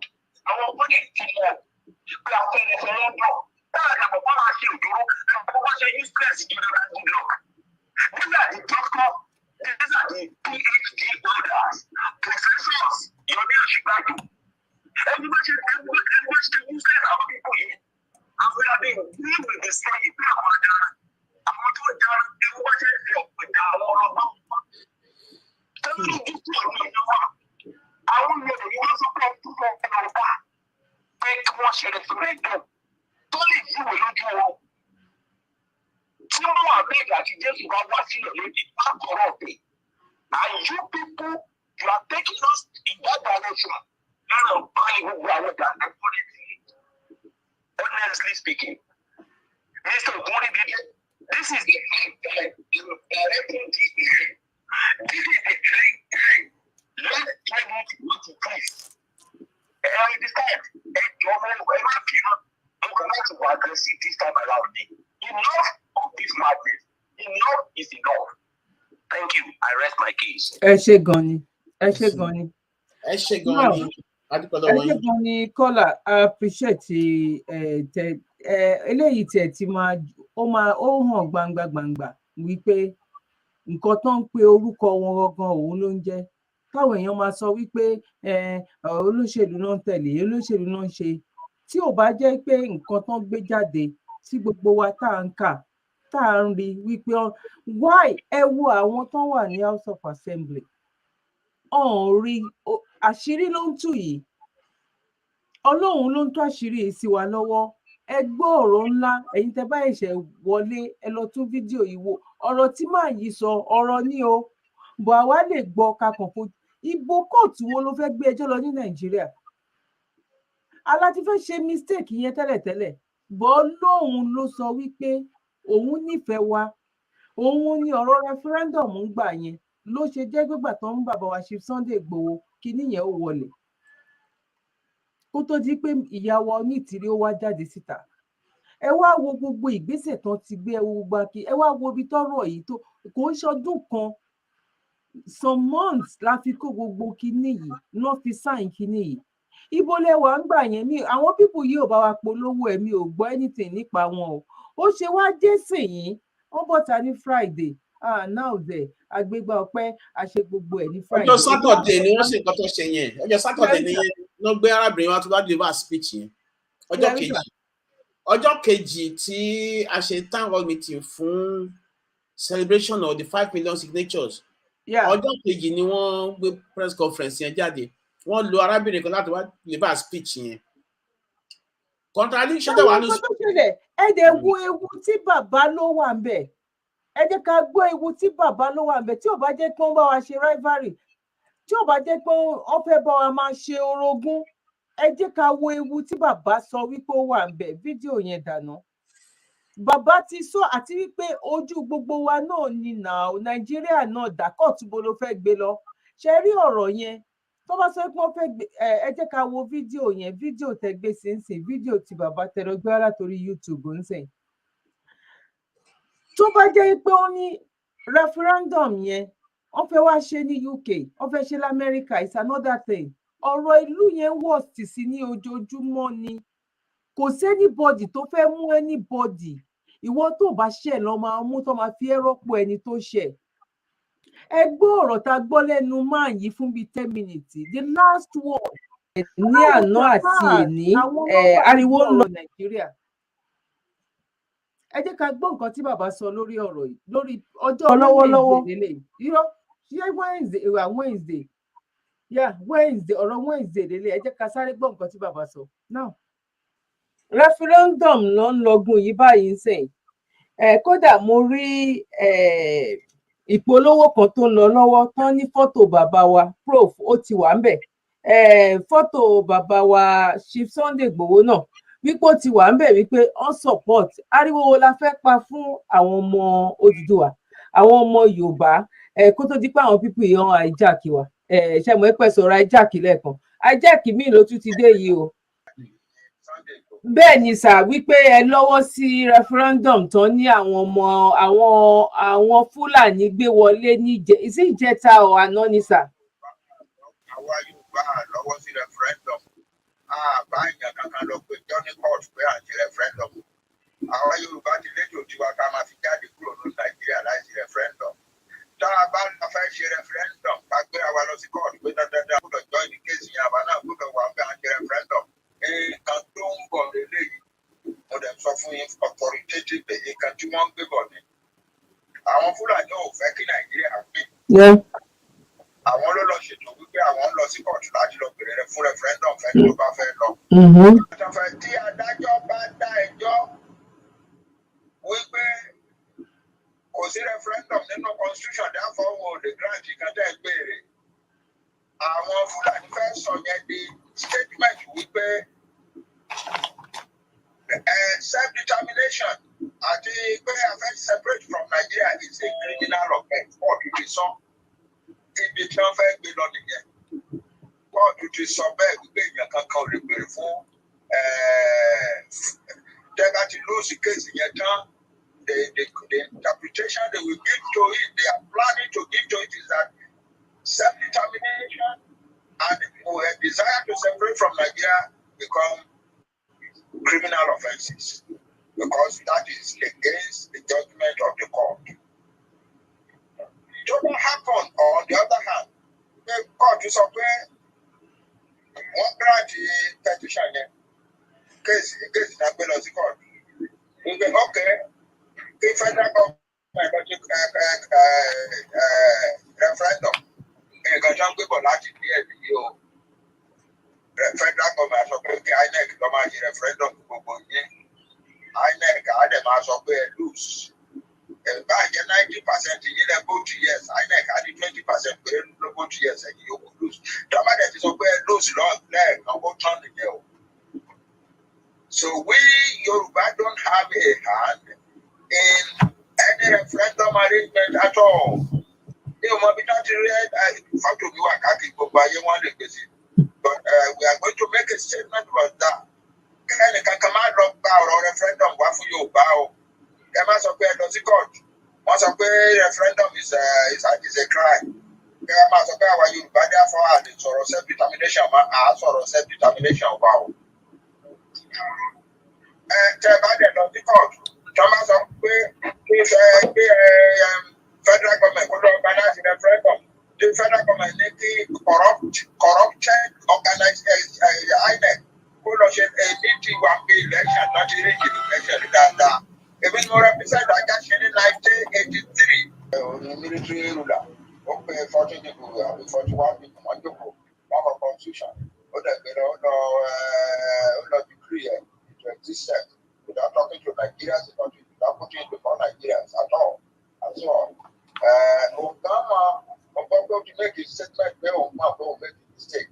But it's a mistake. Obama fashion. That to fashion. I can't tell full and plan again. I want to impose a constitution or not, but they have proposed a document that has no place in law upon us. And again, àwọn kan ní lọ́dọ̀tẹ̀ lọ pé jọ́sí Àkúrẹ́ àti Adó Èkìtì àti kẹ́lẹ́ nípa ọ̀rọ̀ tó ń fẹ́ ṣe election àwa ń sọ fún ayé wípé àwọn election náà fẹ́ ṣe yẹn is under a constitution that is a fraud. Àwa ò ní ṣerú tá a bá dákẹ́ tá a bá jẹ́ ká ṣe election yẹn tá a ò raise the voice wa we are accepting that we are states. Wọ́n ní tá a bá wẹ̀ nípa ẹ̀ tá a bá wẹ̀ tá a bá débẹ̀ àmàmà májọba àti ìyá ọkọ̀ àmàmà kúrò kẹta máa ṣe gbà yẹn. But for now we are making the case clear before the court that we, the people of Yoruba land, will not allow any election to be held in our land under the 1999 Constitution. If we allow it, we accept that we are slaves, and we are not slaves. That's all. It's as simple as that, and the Yoruba people must know that they must have confidence. You are acting under international law. The United Nations Charter of 1945, the International Convention on Economic Development, the International Convention of Social and Cultural Development, the United Nations Declaration of the Rights of Indigenous Peoples 2007. So clearly, every people, every nation, every indigenous nation in the world has a right to self-determination. That right, the African Union Charter says, that right is not questionable and it is inalienable. So, we are working under international laws, to which Nigeria is a signatory. So, what again here?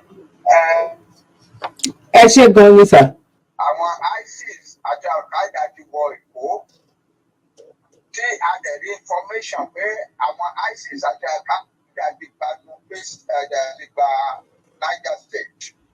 Now, Èkó is at the bottom of Yoruba land. Niger State is the immediate neighbor of Yoruba land to the north. So I sat down and wrote a letter to all our 6 governors and even the governor of Kwara State and Kogi State. We the terrorists are now poised from the south and the north to swoop on Yoruba land. Because there are more tí ò fẹ́ kí àwọn determination ọ̀rọ̀ ọkọ̀ ó lọ gbé lẹ́tà ọkọ̀ sí paper. Professor Akintoye to declare war on Yoruba land, and to fight to someone and so on and so forth. That's the kind of opposition we have in Yoruba land to self-determination. We know it.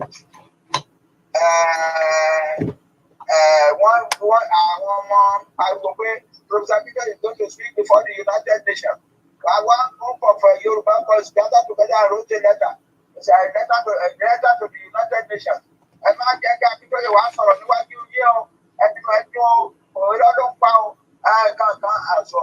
That's the kind of opposition we have in Yoruba land to self-determination. But they are failures. They cannot succeed. It's as simple as they are. No, ẹ jẹ́ ká dúró bẹ́ẹ̀ ni èyí tó fẹ́ gbọ́ bẹ̀ tí bàbá sọ wípé ẹ má jẹ́ ká lọ fún nǹkan yìí because tí tó bá ti lọ da ẹjọ́ yẹn nù ní court ó ti tán nìyẹn ẹni tó bá mú ó sọ Biafra nation o kinní kan ni ó ń lo ẹ̀wọ̀n ni Mr. Fatai ẹ jẹ́ kí n hand over ilé yín lọ́wọ́. Number to call ẹ bá wa fi number studio síbẹ̀ yẹn káwọn èèyàn náà lè pè káwọn èèyàn náà lè dá sí i tó rà nídìí èmi ṣá lọ́dọ̀ ti tèmi ẹ̀bẹ̀ lèmi ń bẹ àwọn director èmi ń bẹ̀bẹ̀ ni nǹkan tẹ́ bá fojú ọwọ́ ṣe Ọlọ́run ò ní jẹ́ fẹ̀yìn ọwọ́ dànù tó wá jẹ́ pé kan lára àwọn tó ń gbégbèsè tó ń rìnrìn àjò ẹ jẹ́ bá wa tàgì wọn pẹ̀lú fídíò pẹ̀lú nǹkan tá à ń ṣe pẹ̀lú program ẹ bá wa tàgì àwọn tó bá wà ní directories ẹ bá wa bẹ̀ wọ́n, ẹ̀bẹ̀ lèmi ń bẹ̀ o. Ọ̀rọ̀ yìí ọ̀rọ̀ làákàyè ni. Àwọn tó wà ní House of Assembly, àwọn náà tún doubt tó sọ jáde síta one on one ló sọ ìyá ń gbọ́ tó ní àwọn kabas wípé ó ṣe pé àwọn kabas náà fi èèyàn síbẹ̀ wípé kò ń ṣe president gan èèyàn tàbí ṣé ẹ gbọ́ ni ṣé àgbọ́ ni mo rewind bí ẹ̀mẹ́ta. Ọlọ́run ló pọ̀ ọ̀rọ̀ yẹn jáde nínú òun bá ti sọ́tọ̀ gan ṣé mo pé àwa tá à ń sọ̀rọ̀ yìí ń gbà míì nǹkan míì wà tó jẹ́ pé a máa ti sọ́tọ̀ a máa sọ ó máa ti lọ. Dókítà ẹ jẹ́ kí n ṣàlàyé ọ̀rọ̀ kan fún yín mọ̀. Ok sir. Ṣé ń gbọ́ mi? Ẹ bá wa fi nọ́mbà studio síbẹ̀. Nǹkan méjì ni ọ̀nà méjì ni ọ̀rọ̀ ìjà sí. Wọ́n ní we have a president by name Muhammadu Buhari. Àwa kan nígbàgbọ́ pé Buhari ò kú. Ẹ jẹ́ ká gbé kọ́ yìí sọ̀fà ẹ ló kọ́là.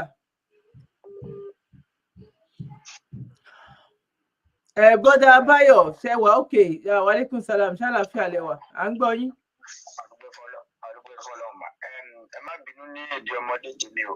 Àwọn tó ìpè ní dàrẹ́tọ̀ pé wọ́n béèrè fún referendum mi sínú àwọn tó ń rìn ní Yorùbá Nation nàbà làwọn ṣe jẹ́.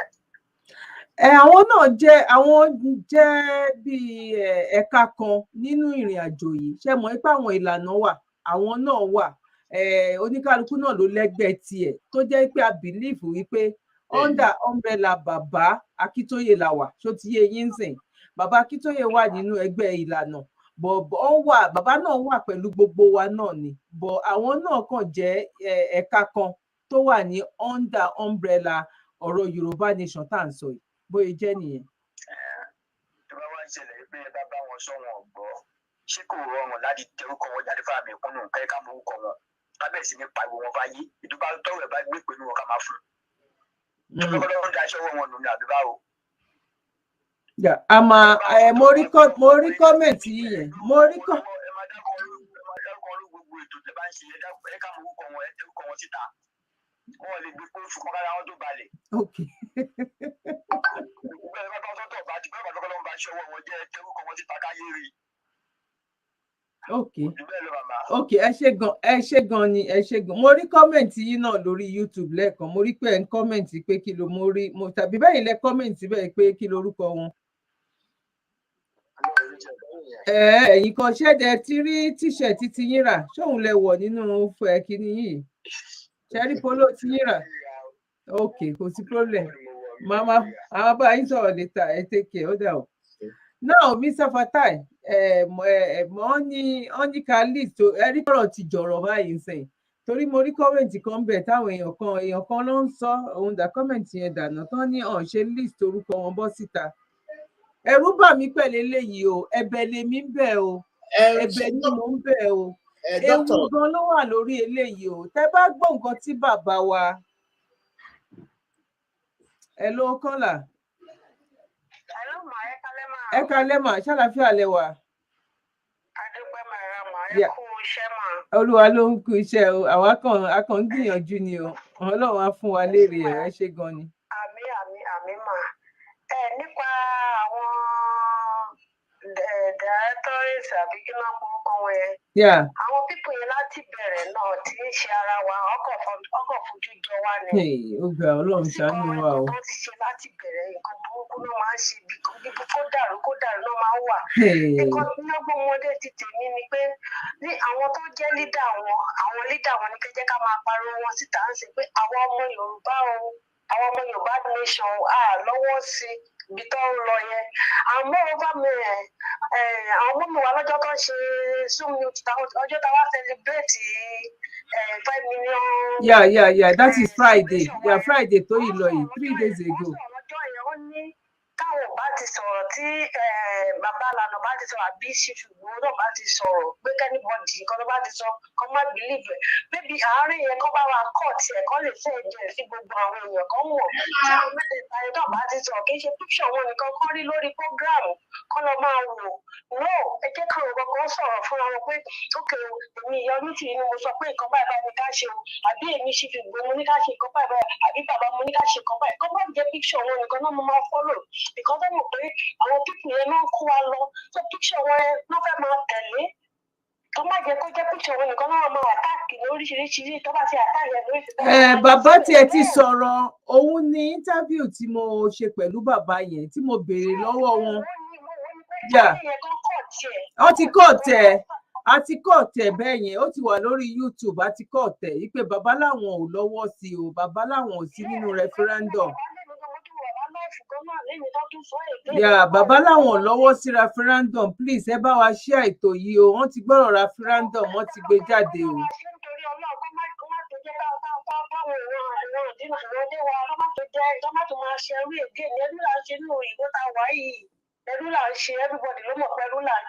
Ẹ ṣé gan ni ẹ ṣé gan ni ẹ ṣé gan ni ó dàrú mà ẹ ṣé gan ni God bless you ma.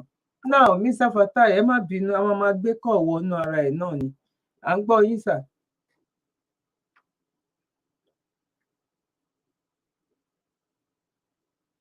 Àgbọ́ yín o àgbọ́ yín Mr. Fatai. Ẹ má bínú mi ò mute ni ẹ má bínú. Ṣé rí àwọn global directorate nígbà tí wọ́n bẹ̀rẹ̀ orúkọ bàbá ni wọ́n fi bẹ̀rẹ̀ nǹkan tí wọ́n ń ṣe. Ọ̀pọ̀lọpọ̀ tiẹ̀ máa ń kí ẹ sọ̀rọ̀ ẹ má sọ̀rọ̀ ẹ pé torí pé lọ́rẹ̀ẹ́ ń bẹ̀ o. Ẹni sùn mo ti ju ti gbogbo ayé ń gbọ́ báyìí sí i o. Ẹ má sọ̀rọ̀ torí pé ẹ súnmọ́ àwọn èèyàn kan ń bẹ̀ o. Ẹ ló kọ́là. Ẹ rọra mà ṣé dáadáa ni mà. Àmì mà ẹ rọra mà. Ṣé láti ilẹ̀ àwọn ẹ̀ẹ́dẹ́gbẹ̀rẹ̀ tó ń ṣara wa they are working for Nigerian government. Ṣùgbọ́n láìpẹ́ iná ọ̀tún kan ṣe kọ̀ọ̀kan báyìí ẹ jẹ́ káwọn ọmọ ìbọn ká jí gìrì. Àwọn ìwọ́n ti fọ́ bàbá olórí Ìgbòho bàbá ń jì àtàwọn míì onítìrí àtàwọn aláàtí gbogbo ní tẹ̀sí Yorùbá campaigner wọ́n ti ṣiṣẹ́ gidigidi tí ó dá ṣe mẹ́ta àwọn olùkọ́ wá kọ́ fọ́ ẹ̀ta fún ọ ṣe wọ́n fi wọ́n yí dànù gbogbo ẹnikẹ́ni tó ń ṣe gbogbo àwọn olórí wa àti àtàntẹ̀lẹ̀ ilé ìkọ́jú lásán kí ẹni náà láyé kó fi gba owó ṣiṣẹ́ ẹ̀sìn bá lè fún ìlànà fún ààrẹ. Ó máa rí nìyẹn o ó máa rí nìyẹn o. Bàbá arúgbó yẹn ọwọ́ ẹlẹ́rìí kòtùkòtù ẹ̀mí ẹ̀mí kẹ́kẹ́ ìwà lẹ́nu kọ́lẹ́ ìwà lẹ́nu kọ́lẹ́ tòrò tí ilé ìmúdé ìwà ìṣe ọwọ́ ayé sí náà ni ọwọ́ ní sí ọ̀dọ̀ tí rọ̀ kò sí wẹ́dà kò sí ìkọ̀kọ̀ nàìjà àwọn òjò ìbẹ̀rù amóṣù oṣù lọ́wọ́ pé ìgbà ọyẹ́ ìsẹ́mbà ni òjò tútò ọkọ̀ sí ni eléyìí ní kò ní wẹ́dà kò sí ìkọ̀kọ̀ mo tó pé ilé òjà kálukú takú sí ibẹ̀ ilé wọn darí sí ìwọ́n káàkiri àdúgbò gbogbo ẹnikẹ́ni báṣọ̀bìnrin báṣọ̀mọdé ó ti pàgbà tó ní pé kí ìmọ̀ ìjọba dúró tó dúró bí gẹ́gẹ́ bí alátakò àwọn ọ̀run wọn ṣe mọ́ṣẹ́ orí àwọn tó kú ní June 2020 àwọn ọmọ olójijì ó ti tó gẹ́ ọmọlẹ́fì gbogbo wọn sọ yẹ ẹgbẹ́ lọ́kọ̀ káwọn yẹn wọ̀ wọ́n káfọ́ṣẹ́ lẹ́yìn ní orí TV àti Zoom kọ́ useless wọn enough is enough àti àwọn kankan we are going to our election àti ní kankan kankan is 5 million ọ̀rọ̀ tó aláyọ̀ 25 million lọ so kẹ́ni kankan ẹ̀wọ̀n sí ayé kan ẹ̀wọ̀n ọkọ̀ síwájú àwọn olùkọ́ wà lọ́kọ̀ wà sẹ́yìn so wọn wọ́ọ̀kì bẹ́ẹ̀ ni kò lè wọ́ọ̀kì náà bẹ́ẹ̀ ni kẹ́ni wọ́n ní ọkọ̀ tí àwọn èèyàn wọ́n káwọn àìrẹ́lẹ̀ ní àtẹ̀yìn báyìí tẹ́ wọ́n sọ̀rọ̀ wọ́n wà sẹ́yìn pàyẹ́ nínú àyè nínú ọ̀rọ̀ àkùnrin wọn wá ju ọgbà àti ìwọ̀n ìdí wọn lókè jẹ́ wọn lọ́wọ́ wá ju ìrìn nínú wọn ṣe sọ̀rọ̀ ọlọ́run ẹ ká mọ̀ wọ́n ẹ jẹ́ ká mọ̀ ẹ tàbí kọ́ ká mọ̀ wọ́n ẹ ṣé gan ni ẹ ṣé gan ni ẹ ṣé gan ni yes ma ẹ ṣé ma yes ma. Ẹ pẹ̀lẹ́ ẹ ṣé gan ni ẹ kúṣẹ́ ẹ ṣé gan ni ẹ káàbọ̀. Ẹ wo ṣe rí ó kọjá bẹ́ẹ̀ gbogbo ẹ wo Mr. Fatai èmi ṣáà ń sọ pé bẹ́ẹ̀ ni o ẹ̀yin tẹ́ bá mọ̀ láti bẹ̀ nínú wọn. Dókítà ẹ fún láì gẹ́gẹ́ kí n ṣàlàyé àrà tí mo fẹ́ ṣe ẹ jọ. Ok ẹ ṣàlàyé yín sà. Ẹ má bínú sí mi. Ok. Nítorí pé àwọn àlàyé wà very important. Ok. Nígbà tí wọ́n bẹ̀rẹ̀ orúkọ bàbá náà fi bẹ̀rẹ̀ wọ́n dẹ̀ ń fi orúkọ bàbá wọn fi promote Yorùbá pé wọ́n fẹ́ ṣe iṣẹ́ bí wọ́n fẹ́ ṣe iṣẹ́ lọ́hùn gbowó ṣe gbogbo ẹ̀ gbogbo àwọn èlò yọ̀mọ́ wọn gbà yẹn ṣùgbọ́n nígbà tásìkò tó wọ́n yí ojú ìlú padà. Tẹ́ bá rí ọ̀pọ̀lọpọ̀ members wọ́n sìn anti Baba Akintoye sentiment ni wọ́n ń tà káàkiri. Làwa fi mọ̀ pé definitely ọ̀pọ̀ wọn ti sún. And if you are not with us, you are against us. This is the reality. Tí àwọn Fúlàní bá gbé ẹjọ́ wọlé pé wọ́n fẹ́ seek fún petition àmì fún referendum, ó yẹ kẹ́ ti mọ̀ pé ara àwọn devices wọn láti lo ọgbọ́n láti confuse àwọn èèyàn wa nìyẹn. Pàápàá àwa southerners wọ́n ti máa ń rò nírò pé wọ́n ti mú wa nínú pé ọdẹ ni wá, wọ́n dàbí ẹran ni, so wọ́n ti rò pé ìdàbí ẹran yẹn ó ṣì ń lọ, wọ́n ṣe ń wò wá nìyẹn. Òun ni mo ṣe sọ lẹ́ẹ̀kan nígbà tí mo ṣe àwọn àlàyé tẹ̀dára mi lẹ́nu wípé 2011 nígbà tí Jonathan win election, over 400 southerners àwọn ọmọ Yorùbá náà pa ní north sínú polling booth nítorí pé wọ́n declare Jonathan kò win election. Ṣé the same Fúlàní náà wá gbé ìwé wọlé sí kóòtù sí pé wọ́n fẹ́ referendum fún Nàìjíríà? Ṣé ẹ ti mọ̀ pé wọ́n ń pè ní àbí fún ara ẹ̀pà fún yín mọ́? Wọ́n ti rò pé gbogbo àwọn tactics yẹn ó máa tún jẹ yín. Ẹ lè sọ pé àwọn Fúlàní náà sì kún fún referendum kankan. Wọ́n dẹ̀ mọ̀ pé ọ̀pọ̀ ilẹ̀ Yorùbá ti sún. Now arábìnrin náà tí wọ́n gbé wá sí directorate meeting ní ọjọ́ Saturday tó kọjá ní ọjọ́ kejì tí gbogbo àgbáyé mọ̀ pé a ti jáde kúrò ní Nàìjíríà, wọ́n pe orúkọ ẹ̀ ní Mrs. Sandra Popoola. Every Saturday tó bá ṣe meeting máa ń gbé àwọn èèyàn wá láti wá deliver speech fún wọn, láti educate wọn. Màá wá ka nǹkan kan lára nǹkan tó kọ ìyẹn Sandra Popoola yẹn, ẹ máa gbọ́, which is the third point to make. Màá wá jẹ́ kẹ́ mọ̀ pé there is contradiction in that woman's submission. Nítorí pé as academic, as brilliant as that woman is, tó bá ní àròjinlẹ̀, ó yẹ kó mọ̀ wípé even though when legible, ó ti contradict ara ẹ̀. Ẹ jẹ́ kí n kà fún yín kí gbogbo àgbáyé kan gbọ́. Only the United Nations position on self-determination is not straightforward. It says you cannot disintegrate, and in deserving cases, it supports self-determination. But much of the work to get recognition as a nation is with the people who want independence. Shegbo, much of the work is with the people who does what? People who want what? Who want independence. The larger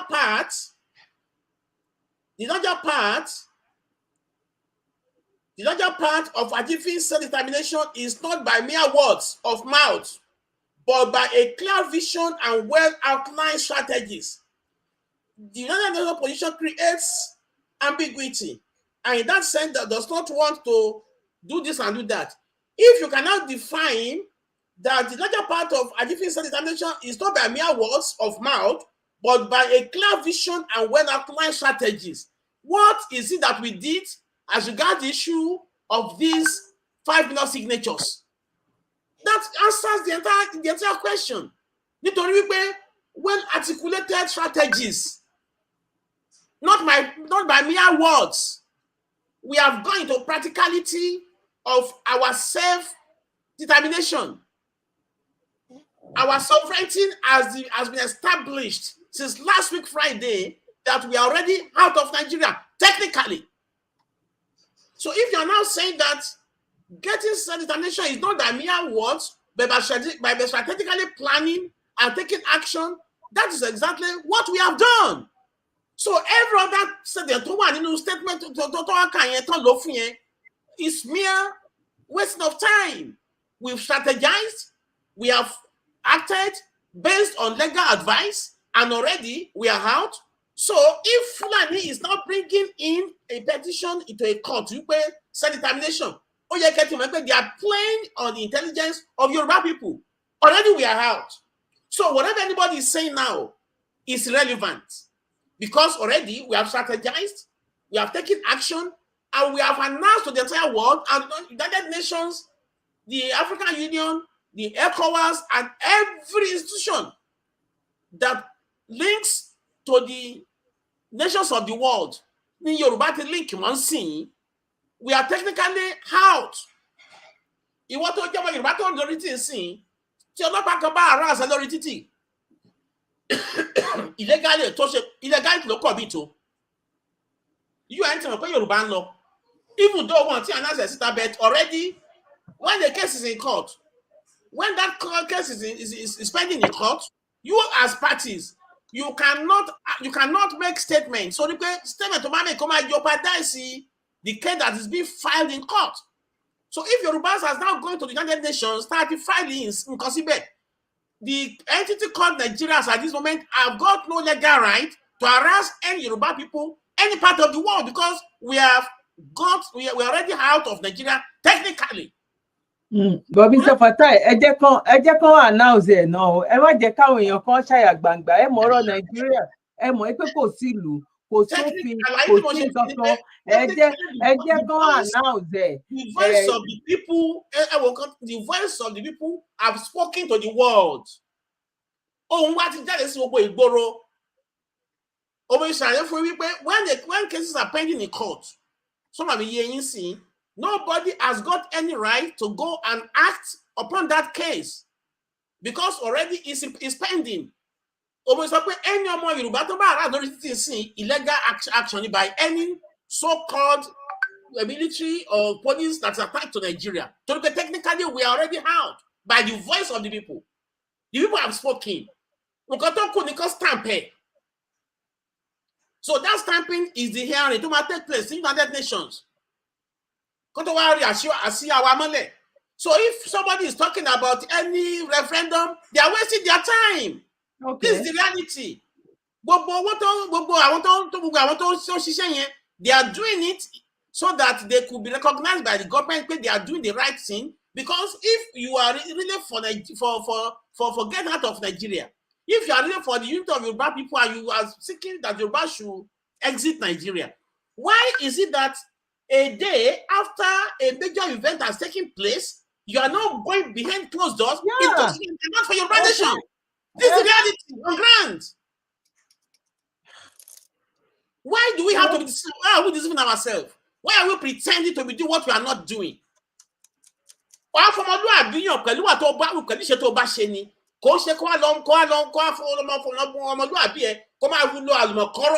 Pretending that you are pursuing a cause. Why is it that the majority of them now, all this the anti-Baba Akintoye sentiment? Why? And don't go back to enough. This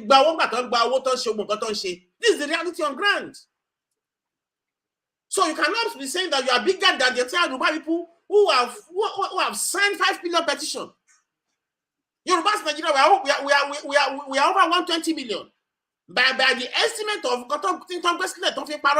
okay, one rate to be about 32 million.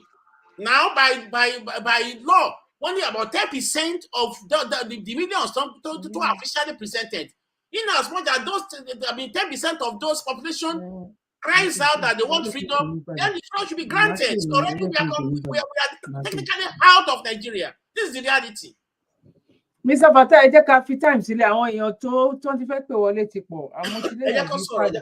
Ẹ jẹ́ kán sọ̀rọ̀, ẹ jẹ́ kí n sáré pe àwọn tí mo ti promise pé máa pè wọ́n padà. Ẹ jẹ́ ká sáré pè wọ́n padà. Ẹ má bínú àlàyé àníkà ṣe ká lè bọ́ ní. Yeah, ó bẹ́tà. Ó ṣe jọ́jọ́ kejì ọjọ́ yẹn.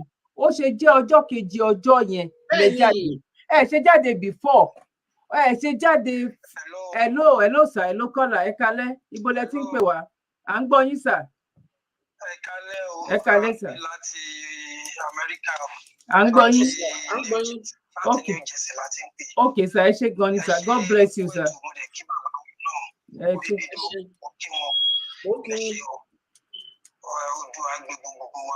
Ṣé rí gbogbo wa náà láti mọ̀ láti bẹ̀rẹ̀ pé àwọn dàrẹ́tọ̀rẹ́tì wọ́n ń ṣiṣẹ́ lòdì sí Yorùbá Nation fún òmìnira Yorùbá Nation.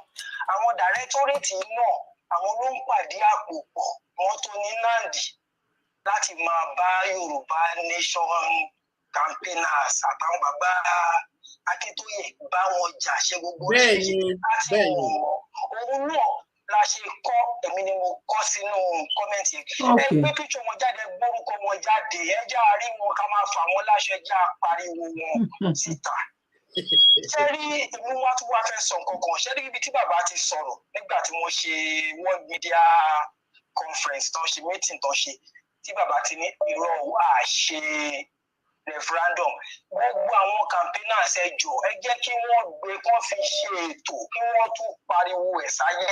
no Wednesday lágbára Ọlọ́run ní town hall meeting ní Wednesday lágbára Ọlọ́run ó máa jẹ́ yà.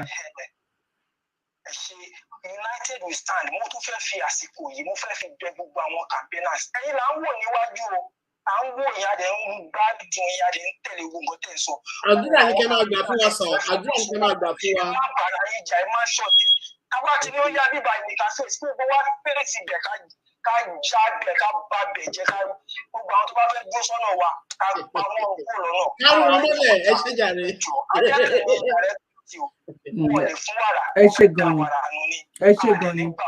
ẹ ṣe gan ni sir yeah God bless you ẹ ṣe gan ni sir yeah.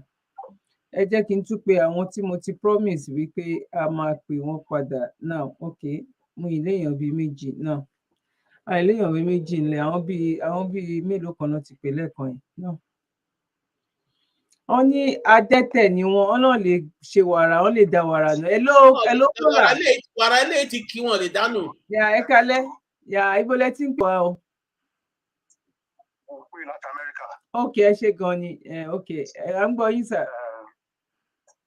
mo kọ́ fẹ́ kí àwọn bàbá wa. Ogunribido. orúkọ wọn. Ogunribido Mr. Fatai ó ń kí yín Mr. Fatai. ó kí yín ẹ káàbọ̀ sà ẹ pẹ̀lẹ́ káàbọ̀ sórí ètò. 100% about 100% right. ṣe ra wọn tán gbé tán ka ìwé níjọ́ Sátọ̀dé yẹn question méjì ni mo ní fún wọn tó bá lè produce ẹ ìwé ẹ̀ là mọ̀ pé wọ́n mọ̀ kan tí wọ́n sọ torí wọ́n mọ̀ kan tí wọ́n sọ. ìgbà tó fẹ́ kó Nàìjíríà bọ̀ ní 1914 ẹ̀yàwó náà ṣe referendum fún kò sí so tó bá lè produce document yìí lọ lùgá lè fi ṣe referendum ká tó kó Nàìjíríà pọ̀ ìgbà yẹn lè sọ fún wa pé a lè lọ without referendum. Òdodo ọ̀rọ̀ sà òdodo ọ̀rọ̀ àtẹ́wọ́ apàtẹ́wọ́ fún yín ẹ ti no answer mi rò kán lè dáhùn yẹn à ń gbọ́ yín. wọ́n wá sílẹ̀ Yorùbá tó ṣe referendum tó lọ sí ìjọ tó lọ sílẹ̀ Ìgbò tó ṣe referendum kó wọ́n kó wa pọ̀ kò sí document tó wọ́n so anytime la lè decide pé ó ká fẹ́ kúrò Nàìjíríà kúrò náà nìyẹn. so the only step tẹ́lẹ̀ kan rí pé a ní ìdí àwọn mẹ́mi wa orí tìrí wọ́n sọ̀rọ̀ yẹn the next step ń sí ni pé ká lọ́ọ̀ṣì àkáǹtì àfọwọ́ síbẹ̀ and then secondly kan ṣe passport wa tàwa labroad so wà á lè gbà so tábà ti ní passport tẹ́lẹ̀ ti ní national account kan declare kò sí kan declare Yorùbá Nation á defend ara wa bẹ̀ tí wọ́n máa jẹ́ wọn kò gún wa àwọn náà ò lè ní dúró á defend ara wa. ẹ ṣe gan ni. so nǹkan níbi kan rí i pé a ní ìdàtí ṣe a ní ìdí passport yẹn àti account yẹn ó tán. ẹ ṣe gan ni. tábà ti ní passport tó ti ready kan declare. by next Monday lágbára Ọlọ́run a ti máa announce the account yẹn. wọ́n sọ fún ìrìnàjò ìjẹun gbàdúrà máa gbẹ mẹ́tì wá ní. wọ́n sọ fún àwọn ará ìdílé náà bàtà rẹ̀ tí káwọn fẹ́ ní ibò tó yẹ pé wọ́n sọ̀pọ̀ tiwa so kí látún dúró kò sí nǹkan tá à ń dúró sí mọ́. tó bá ti lè produce document British fi ṣe amalgamation kan fi ṣe kíní kan fi ṣe referendum kan tó dára pọ̀. báyìí ni ọ̀rọ̀ tá ń sọ létà ọ̀rọ̀ tá ń sọ òtà àwọn ẹ̀kẹ́rẹ́ ní ìṣòro wọn káwò wọn torí bàtà bá di clear àwọn èèyàn fẹ́ gbọ́wọ́ àálẹ́ bàbá ṣe bá wọn jà. ẹ ṣé gan ni sir yeah ẹ ṣé gan ni God bless you sir yes sir. now ó kù one more ẹ jẹ́ kí n pe èèyàn kan mọ́ bàbá ibo ni fọ́tò wọn wà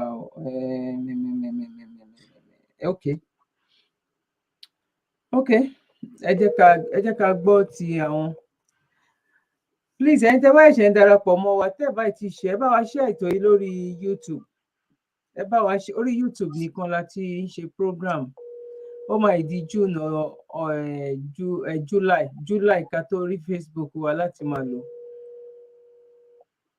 ẹ bá wa share ètò yìí lórí YouTube please ó ṣe kókó ó ṣe pàtàkì ẹ bá wa share lọ sórí WhatsApp yín ẹ bá wa share lọ sórí Facebook yín ẹ bá wa like ẹ ló kọ́là. Yà torí pé mo promise pé máa pè yín padà ẹ kalẹ́ sà ṣàlàáfíà ni ṣé dáadáa wà ẹ má kújọ mẹ́ta á lọ àríyájẹ̀ra bọ̀ wọ́n ṣó dá wà. àṣẹ à ń gbọ́ o ẹbẹ̀ ní dáadáa. ẹ bọ̀ wálé ẹ bá sọ Yorùbá ẹ bá sọ Jẹ̀bú Angelus. Bàbá Ògúnríbi dọ́ńkì yín ó tiẹ̀ kó tẹ̀ iṣẹ́ ń bú ẹni náwó ọ̀nbẹ ni wọ́n kà sọ Yorùbá wọ́n ká má sọ Jẹ̀bú. Tàbí o wọ́n ká má sọ Jẹ̀bú ká sọ Yorùbá. Ara yín ní Ìjẹ̀bú ìyàwó mi sọ mi Yorùbá tó ń gbọ́ gbà yẹn o.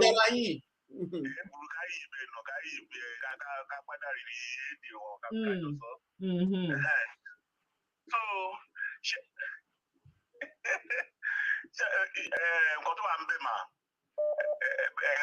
ló máa ṣe ń gbọ́ mi mà. À ń gbọ́ yín gbogbo wa ń gbọ́ yín sà.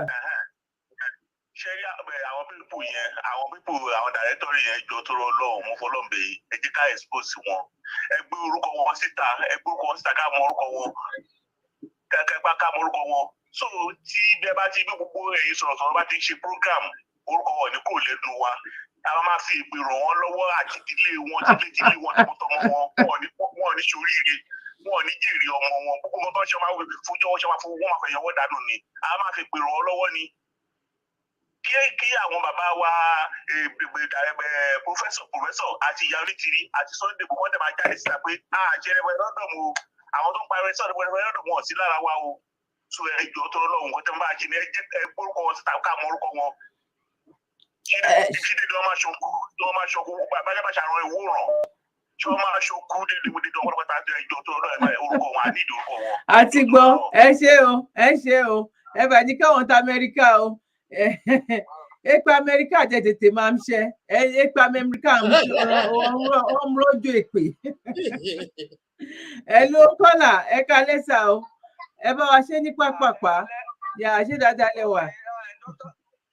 À ń gbọ́ yín ẹ kalẹ́ sà à ń gbọ́ yín sà. Ẹ dákun ẹ ṣe kẹ́ torí ọ̀rọ̀ tẹ́ ń sọ tẹ́lẹ̀ ọmọ ẹ tó ṣe fẹ́ yí ọ̀rọ̀ padà nídìí ẹ̀wọ̀n kan tó ti fẹ́ kó payà bá wọn bá wọn. Ọ̀tá márùn tó dúró tì yín yẹn tó fún wa lóhùn díẹ̀díẹ̀ nínú ọkàn tó ti ń balẹ̀ díẹ̀díẹ̀ gan. Nígbà àwọn ọmọ gan àyà wọn tó ti ń já pé wọ́n tó fẹ́ gbà báyìí ẹ̀bẹ̀ ni wọ́n bòṣì kà ẹ dákun ẹ bá wa bẹ̀ wọ́n o. Bọ́lá ti jẹ́ pé bọ́lá ti fẹ́ gbọ́ òmìnira náà fún wa. Àwa ti jáde sà má bẹ̀rù sà àwa ti jáde orí ọ̀fẹ́ Ọlọ́run fún wa jáde. Àwọn náà agbó déédéé báyìí àwọn táwa ní òkè sẹ́nà yìí agbó déédéé o ẹjọ́ o ọlọ́pàá wọn jẹ́ kó ṣeé ṣe o. Ẹ ṣé gan ni. Àmín. Ẹ ṣé gan ni sà ẹ ṣé gan ni yà ẹ ṣé gan ni yes sir. Ẹ jẹ́ ká gbé another call ń bọ̀. Yeah, hello sir. Yeah, God bless you sir. Ẹ kalẹ́ sir. Ibo lẹ ti ń pè wá sir. Àmín sir. Ọ̀gágun ajá mi ni. Àmín sir. Bẹ́jọ́ ni mo wà orúkọ mi Mr. Adébáyọ̀ lórúkọ mi. Ok Mr. Adébáyọ̀ láti Bẹ́jọ́. Mo kì í dájú ẹ kú jẹ́ mẹ́ta sir. Ok Mr. Fatai náà ń kí yín àwọn Mr. Fatai ń kí yín bí. Gbogbo wọn ló mọ̀ mí. Ojoojúmọ́ ni wọ́n ń pè. Gbogbo wọn ló mọ̀ mí. Ẹ jẹ́ fún adájú agbára àṣekúṣọ́ yín ló máa ṣe a máa gba Yorùbá àti gba Yorùbá nation. Láti gbé gbéga lọ́rùn gbé dìde láti gbà wá lóko ẹrú. Ẹjọ́ nǹkan kan ni màá mú wọn níbẹ̀ lẹ́bẹ̀ẹ́ arọ́wà kan mo fẹ́ pa fún yín. Ok sir. Ṣé ẹ rí gbogbo àwọn ọ̀dàlẹ̀ wọn yẹn? Afẹ́kẹ́ bá múrúkọ gbogbo wọn jáde pátápátá ó ṣe pàtàkì. Nǹkan tó kàn máa ń bà mí lẹ́rù tó yà mí lẹ́rù ni pé gbogbo àwọn tó jẹ́ pé olórí ọ̀bàyéjẹ́ wọ̀nyí kí ló ṣe bí báwo ló ṣe tó ṣe bírítéì náà ni gbogbo wọn wà.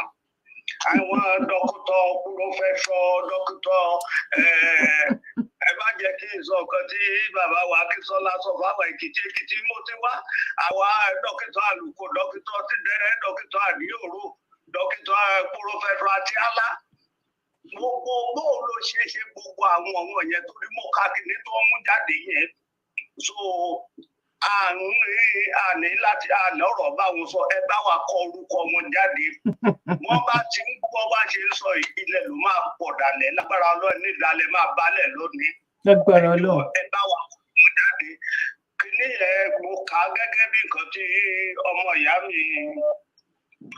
Mr. Fatai tán sọ. Wọ́n ti kọ́ra wọn níkè wọ́n ti gbéra wọn ṣubú ṣóyè yín wọ́n ti kọ́ra wọn níkè wọ́n ti gbéra wọn ṣubú lágbára Ọlọ́run àdá tó bá lè ronú padà báyìí tó bá lè ronú padà ẹ̀yìn ìdèyẹ ni wọ́n kò sẹ́yìn ìdèyẹ kan tó ń sọ́rí dárí sọ àpáta gbogbo lágbára Elédùmarè ọwọ́ tọ́gẹ̀dẹ̀ bá ti gbé ara ẹ̀ ní gbélú kéèkì tí ọ̀gbẹ́ bá ti sẹ orí ara ẹ̀ ní sẹ̀lé ẹnikẹ́ni tó bá lóun máa dúró lọ́nà Yorùbá ti gba Yorùbá àti ìgbà Yorùbá ó ti bọ́ lọ́wọ́ wọn ẹ jọ̀ọ́ gbogbo nǹkan tẹ́ ẹ máa ṣe níṣẹ́ bá wà kọ orúkọ gbogbo wọn lẹ̀ bàbá ti kí gbogbo ayé kú rí so ọ̀dàlẹ̀ máa bálẹ̀ lọ pátápátá ni so ẹ jọ̀ọ́ ẹ má jẹ́ àṣà tó tó ayé rí ẹ sọ fún bàbá wọn jáde àti ìyàwó onítìrí àti gbogbo bàbá ń sọ̀rọ̀ bọ̀ tẹ́ ṣe prógráàmù kí bàbá jáde kó sọ fún wọn àpò ara wọn nìyẹn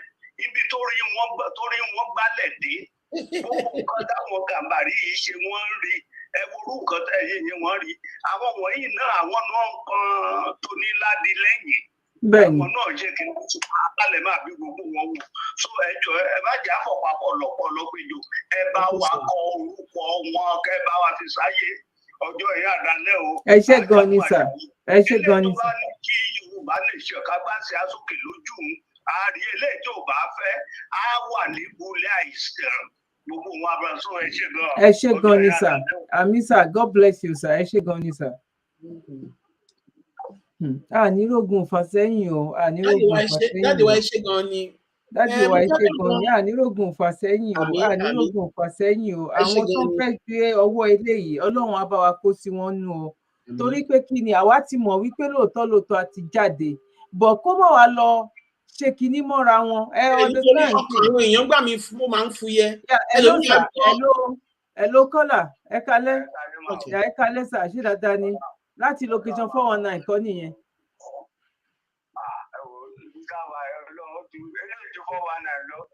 ìtọ́jú wa kò yẹ gbogbo àgbáyé olùwà jìbìtì ni jẹ́ gbogbo àwọn ẹ̀rọ tó ń sọ pé kókò kan ẹ̀ bá wa post orúkọ wọn picture wọn everybody máa tag wọn pé ká máa ṣépè gidi fún wọn ẹ tó bá ti fẹ́ kí ìwọ̀n ẹ̀ wà báyìí ẹ máa bá wa ṣe ká máa ṣépè gbogbo ìgbòho ní bí bá ti ṣe láti mú ẹ tábà ti rí nínú mọ́tò àbáyé a máa mú ká lórí burúkú ló ń lọ yìí nǹkan tẹ́ máa ṣe fún wa nìyẹn mà ẹgbẹ́ bá kàn ń àìdí wọn tẹ́ bá wa kọ́ bá wọn pé ẹ̀ sọ pé ká má dìbò ẹ post orúkọ wọn ká ṣépè fún wọn wọn ò ní jèrè àbíwò àwọn olórí burúkú ò lè rí lélẹ́yìí adé sọ́kàn láti ìjọ yìí wọn ò mọ̀ pé ìsìn náà ẹ̀ṣọ́ àmọ̀ pé àwọn lọ sí kọ́tà àwọn fẹ́ lọ ṣe rẹpẹrẹndọ̀ pọ́ọ̀tù bọ́ọ̀ ní débẹ̀ pẹ̀lú ògùn Ọlọ́run ẹ̀wọ̀ ẹ ṣé gan ni ẹ ṣé gan ni.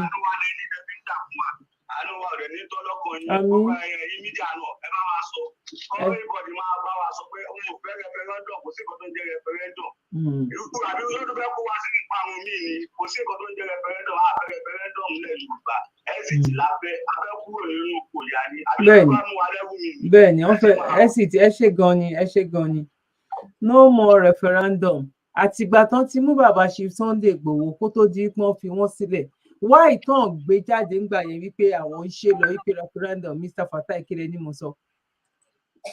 wá ìtàn jáde ńgbà yẹn wá ìtàn jẹ́ tó bá jẹ́ wípé. wọ́n ní àjẹkẹ́ lánàá ọmọ kú lónìí tádé wọn pé àjẹ́ àwọn ló pọ̀ ọmọ jẹ ẹ má bínú pé mo pa òwe. ẹ má bínú ẹ jẹ́ ká gbé pọ̀ yìí sà ẹ ló kọ́là ẹ bá wa lóhùn nǹkan tẹ fi ń gbọ́ wa ń bẹ̀ yẹn.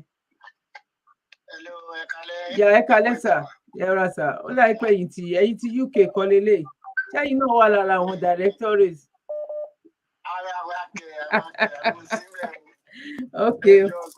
wọ́n sọ náà làánú fẹ́ dá sí pé kọ́kọ́ bá wa kàn fáwọn pé ṣé wọ́n lè bá wa gbé fọ́tò wọn jáde kó má jẹ́ pé yẹn náà máa lo àkíyèsí wa pé à ń gbé fọ́tò àwọn jáde kó má láwọn fẹ́ sùn wa torí náà tó bá ti jẹ́ pé ìyẹn ò lè ṣiṣẹ́ kó bá wa gbé fọ́tò wọn jáde kárójú gbogbo wọn lójú máa tì wọ́n wọn ní mọ nǹkan tó máa ṣe ọ̀rọ̀ mi jù báyẹn lọ. ẹ ṣe gan ni àti gbé fọ́tò wọn jáde yẹn kò yẹ kó lè jẹ́ problem because àwọn ti statement tí wọ́n ti release ẹ̀ táwọn bá wá fi fọ́tò support ẹ̀ sí ok àwọn àìdá olóríire olóríkù díẹ̀ káàtó tó ń release statement yìí o àwọn fọ́tò àwọn tó sọ̀rọ̀ yìí o àwọn ló wà ń bẹ̀ tàbí kílẹ̀ ni mo sọ Mr. Fatai. bẹ́ẹ̀ ni. ìyẹn ẹ ṣe gan ni sir, God bless you sir, good idea. Kò sí wàhálà nínú yẹn náà pé àwọn tó ń sọ̀rọ̀ rèé o ṣe báwọn sọ tó ń sọ àtàwádẹ fi fọ́tò wọn sí pé gbogbo àwọn tó wà ní under umbrella yẹn lélẹ́yìí o tó ń sọ ọ̀rọ̀ yẹn o àdè máa mọ bóyá èpè ni bóyá dùà ni bóyá ìyẹn ló máa fi mọ̀ bóyá náà àwọn ọmọ Yorùbá dùn sí à ń láti wò ó gẹ́gẹ́ bí ká wò ó bẹ́ẹ̀ yẹn ká wò ó wípé òkè ṣé náà àwọn ọmọ Yorùbá dùn sí ṣé nu wọn ò dùn sí. Tí picture yẹn bá jáde àti statement yẹn tó bá post ẹ̀ papọ̀ comment táwọn èèyàn bá ń fi sílẹ̀ òun làwọn náà máa fi gbé yẹ̀wò wípé àwọn èèyàn dunnú sí nǹkan táwọn sọ jáde yìí àwọn èèyàn ẹ má bínú kọ́là ẹ kalẹ̀ ẹkújọ́ mẹ́ta ṣàlàáfíà lẹ́wà gbogbo ilé ńkọ́. ẹ ṣe gan ni ẹ bá wa ṣe ní pápápá. lórí ètò ẹgbẹ́ jáde yìí mo fẹ́ béèrè question kan. ok sir. nígbà tí Yorùbá ń béèrè fún referendum gbà kan ni wọ́n béèrè ṣé wọ́n ti ever gbé Nàìjíríà lọ sí court referendum bóyá any idea bóyá anytime. no nígbà yẹn nǹkan tí ọ̀rọ̀ campaign tó fi wáyé nìyẹn Mr. Fatai as in our secretary nílé lóko lẹ́yìn òdì ẹ máa bá mi ká lọ pẹ̀lú nǹkan tí mò ń sọ yìí wọ́n ń béèrè wípé ṣé wọ́n ti ever gbé wọn lọ sí court bó ṣe yé mi sí mi ò hàn tí gbé wọ́n sì ń ṣe awareness là ń ṣe ń gbà yẹn so that tí káwọn èèyàn gbọ́ wọ́n ti gbọ́ dáadáa kó nílé gbọ́ kó sọ fún oko òun ló fa gbogbo awareness táwọn àwọn Chief Sunday gbogbo tó ń ṣe ní gbogbo ìgbà yẹn Mr. Fatai ṣé mo wà lójú ọ̀nà sà. ẹ wà lọ́nà dáadáa mà ẹ wà lọ́nà. torí nǹkan tó ṣẹlẹ̀ nìyẹn sà. ṣe rí ẹ jẹ́ kí n dá sí díẹ̀ kí n ṣàlàyé fún wọn. ó ní official wọn tí bàbá Mr. Professor máa ń wájú. bẹ́ẹ̀ ni sà. ó dàbí táwọn ọ̀kẹ́ ṣé táwọn máa ń líǹkì mọ́ gbogbo àwọn other agitators bí àwọn Kíòkè Heritage Sister Dara. yá Koiki náà máa ń join ní wa náà máa ń wà pẹ̀lú gbogbo wọn náà. ẹni sùúrù dókítà. ẹni sùúrù ẹ hold on sir ó dàbí pé Mr. Fatai fẹ́ sọ nǹkan kan bẹ̀ yẹn ẹ hold on ẹ kọ́ mi.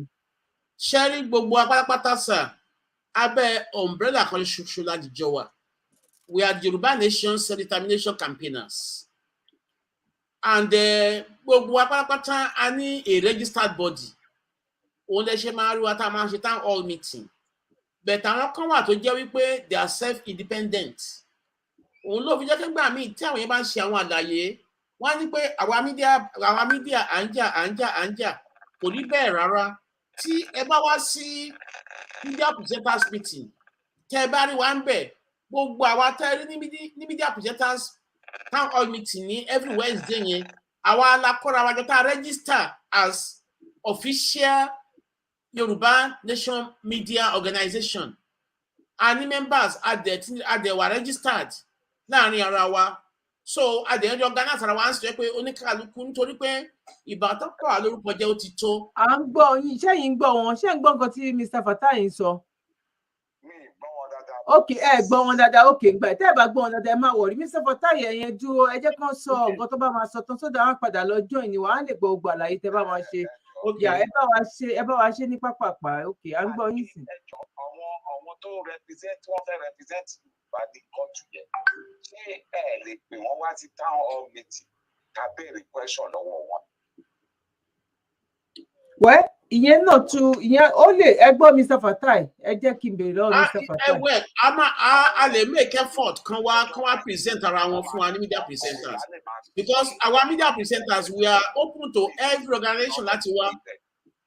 ok wọ́n ní a máa try ṣe mọ̀ wípé pẹ̀lú nǹkan táwa sọ yìí sí náà pé bóyá nǹkan tá a guess nǹkan tí gbogbo ayé ti rí ọ̀n lè ra parọ́ mọ́ àwọn pẹ̀lú nǹkan tá à ń sọ lọ́wọ́lọ́wọ́ ìbá nǹkan tá à ń tweet lọ́wọ́ ẹ̀ ọ̀n lè ní bóyá guest tàbí akàn à ń fi kún ó wà níwájú wa oní Mr Fatai ti kà jáde fún wa ń bẹ̀ yẹn tó bá jẹ́ pé yẹn náà ni àwọn Mr Fatai náà àwọn náà lè gbé ìgbésẹ̀ bóyá wọ́n fẹ́ pè èèyàn kan mọ́ra ni láti lè pè kan nínú wọn ipò òkè pẹ̀lú nǹkan tó ṣẹlẹ̀ yìí àwọn ọmọ Yorùbá gan àwọn náà fẹ́ mọ̀ kí ni ìdí tó fi jẹ́ lẹ́yìn ìgbà tán ní 5 million ti pé o wọ́n dẹ̀ ti gbà wá ní àwọn nation kọ̀ọ̀kan ò tán ti accept wa o ó ṣe wá jọ́jọ́ kejì ọjọ́ yẹn lẹ́yìn jáde lẹ wá sọ wípé referendum lẹ́yìn fẹ́ lọ ṣe oníkálukú á dẹ̀ máa pè wọlé láti lè béèrè ìbéèrè irú nǹkan tẹ́ béèrè yìí. because ṣẹ́rí bọ́ọ̀ ṣe wà yẹn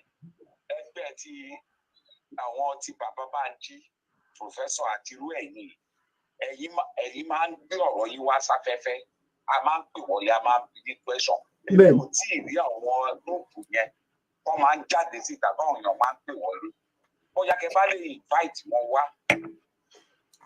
ẹjọ́ bí Yorùbá náà ni wọ́n. a máa gbé ìgbésẹ̀ láti pè wọ́n wá a ti gbé ìgbésẹ̀ látẹ̀yìnwá pé tá a fún invite wọn ìgbésẹ̀ tá a gbé ń gbà yẹn wọ́n ní àwọn náà ní mídíà tiwọn pé wọ́n lè wá. ok ẹ túbẹ̀ yẹn sọ sà àwọn ti drop ẹ lè bẹ̀rẹ̀ láti ibi tẹ́tí dá wọn lóhùn sí so that ó máa lè rí wọn.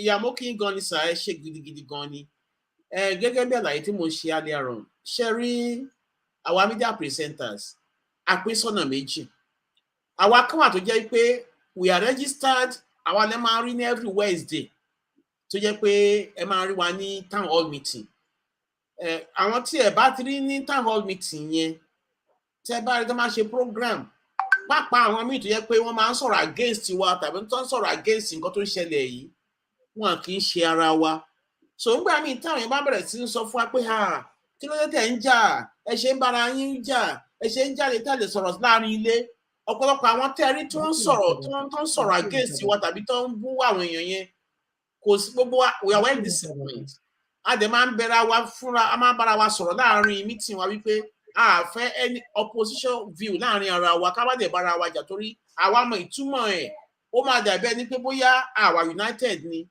but we are well united but àwọn kan wà tó jẹ́ wípé lóòótọ́ wọ́n lẹ́nu dìgboro wọ́n ní èrò tó pọ̀ lẹ́yìn ṣùgbọ́n kán join wa gbogbo ifun àgbáyé sọ̀rọ̀ yìí aráwọ̀ tó ti send application láṣálẹ̀ yìí pé àwọn fẹ́ join wa everybody is welcome ṣùgbọ́n wọ́n níwọ̀ fún ní ìtẹ́lọ́rùn àwọn wọn kan wà tó jẹ́ pé wọ́n wá bẹ̀tẹ̀ ètò ká tẹ̀lé ètò ká tẹ̀lé òfin kò tẹ́ wọn lọ́rùn wọ́n jáde padà wọ́n ní wọn lè dúró a lè force wọn they are matured so nǹkan tó bá wo oníkàlùkù ló lè ṣe so tẹ́ bá rọ̀pọ̀lọpọ̀ àwọn èèyàn tó bá ń sọ pé media presenters wọ́n ń jà kò rí bẹ́ẹ̀ rárá àjà nígbà tí àwọn directorate a ti pè wọ́n rí pé kán wá wọ́n ní àwọn ní established media tí wọ́n they are so self-sufficient and they are so they see themselves as well bigger than everybody else wọ́n tẹ̀ máa sọ pé àwọn ní umbrella body so these are the languages that they be using látẹ̀yìnwá tí a dẹ̀ fi mọ̀ pé tọ̀ bó ṣe wù wọ́n náà ṣe ìjọba ara wọn democracy ni wọ́n nọ́rọ̀ Nàìjíríà òun náà dẹ̀ ń ṣe so a lè blame wọn tá a bá dẹ̀ ṣàkíyèsí kan ẹ rí wípé wọ́n lọ sí court fún referendum kó tó di pé ọmọ Fúlàní gbé ìjọba lọ sí court pé referendum gbọ́dọ̀ ṣẹlẹ̀ ó ṣe wá jẹ́ pé ọjọ́ kejì àbọ̀jọ́ kẹta tí Fúlàní gbé referendum wọlé àwọn náà wá wọlé ẹ ti mọ̀ pé tí ò bá sí ìdí obìnrin wọn lè jẹ́ kúmọ́lú so àwọn kọ́kọ́ lọ láàrin yẹn tí ò yá àwọn èèyàn tí àwọn Fúlàní bá tẹ̀ wá gbé referendum ó yẹ kẹ́ ti mọ̀ pé divide and conquer tó ti fi ń mú alẹ́rú for several years òun náà fẹ́ adapt kán rọra mú díẹ̀ nú wa kán gbágbára lé wọn lọ́wọ́ kán gbówó lé wọn lọ́wọ́ kán bẹ̀rẹ̀ sí máa lò wọ́n láti máa oppress wa òun náà la ṣe ń rí gbogbo nǹkan tó ń ṣẹlẹ̀ that divide and conquer òun náà ni wọ́n fẹ́ lò wọ́n fún nítorí pé wọ́n ti mọ̀ pé nígbà tí wọ́n bá wà àǹtí nǹkan tá à ń ṣe wọn àwọn alẹ́ ẹnu wọn ò kò ìjọba á lè lò yẹn láti fi sọ pé àwọn fẹ́ gbégbèsè báyìí ṣùgbọ́n àtẹ̀yìnwá nìyẹn lọ́wọ́lọ́wọ́ ń sìn ibi táwa wà gẹ́gẹ́ bí ọmọ káàárọ̀ òjíire a ti kọjá gbogbo level yẹn torí pé technically we no longer belong to Nigeria official declaration la dẹ̀ ń retí ń sìn tí a dẹ̀ mọ̀ yín pé ìgbésẹ̀ ti ń lọ lóríṣiríṣi ní abẹ́lẹ̀ nípa bí a ṣe máa gbogbo àwọn steps tá a máa take láti mọ ìgbésẹ̀ tá a máa gbé, gbogbo àwọn advisers tó ń advice wa internationally, gbogbo àwọn nǹkan yìí ló ń lọ. So tí àwọn kan bá ń gbé ìgbésẹ̀ pé wọ́n ṣe fẹ́ referendum bí ìgbà tán bá yín àgbàdo sẹ́yìn ìgbà ni wọ́n ní aṣọ kò bá ọmọ yẹ mọ́, ọmọ yẹ ti rìn òhò dán dénú ọjà, kò sí ìgbésẹ̀ tẹ́nìbọdì lè gbé mọ́ lọ́wọ́lọ́wọ́ ń sìn àwa ti lọ nítorí pé gbogbo àgbáyé ti gbóhùn ọmọ Yorùbá yìí pé we are going through the 5 million signatures petition tí gbogbo àgbáyé ti sign. That is the voice. Ẹ rí i pé arábìnrin yẹn náà ó sọ nínú nǹkan tó lọ deliver ní global director lọ́jọ́ Saturday wípé not by mere words but by strategic planning, by actions. What else is action if not for the mere fact pé a gbé ìgbésẹ̀ fún 5 million petition? Àwọn yẹn dẹ̀ sign ẹ̀, inú wọn dẹ̀ dùn, wọ́n dẹ̀ declare ní ọjọ́ Friday, the entire world was happy. You can see that the spirit of people have woken up, we are all happy. Ẹ̀rí àwọn sign ẹ̀ pé Yorùbá Nation ti dé.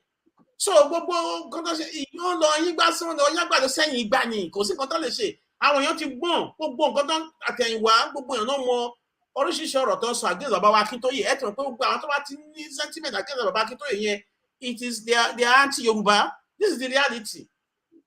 So gbogbo àwa tá a bá rí àwọn statement yẹn wípé torí ẹni tó máa send ẹ̀ sí North America lónìí náà ti send ẹ̀ wípé nǹkan báyìí láwọn rí ó bá àwọn lẹ́rù mo ìsìláyé fún yẹn pé rárá ẹ má jẹ́ kó bá yín lẹ́rù.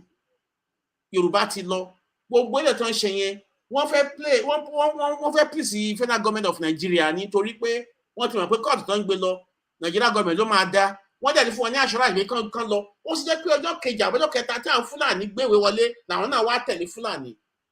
Lẹ́ máa fún wọn pé nǹkan tó wà lẹ́yìn Ọ̀fà ó ju òjì lọ. Ẹ̀yin ọmọ káàárọ̀ oòjíire àwa ti kọjá o. Technically we are no longer Nigerians. That is technically speaking.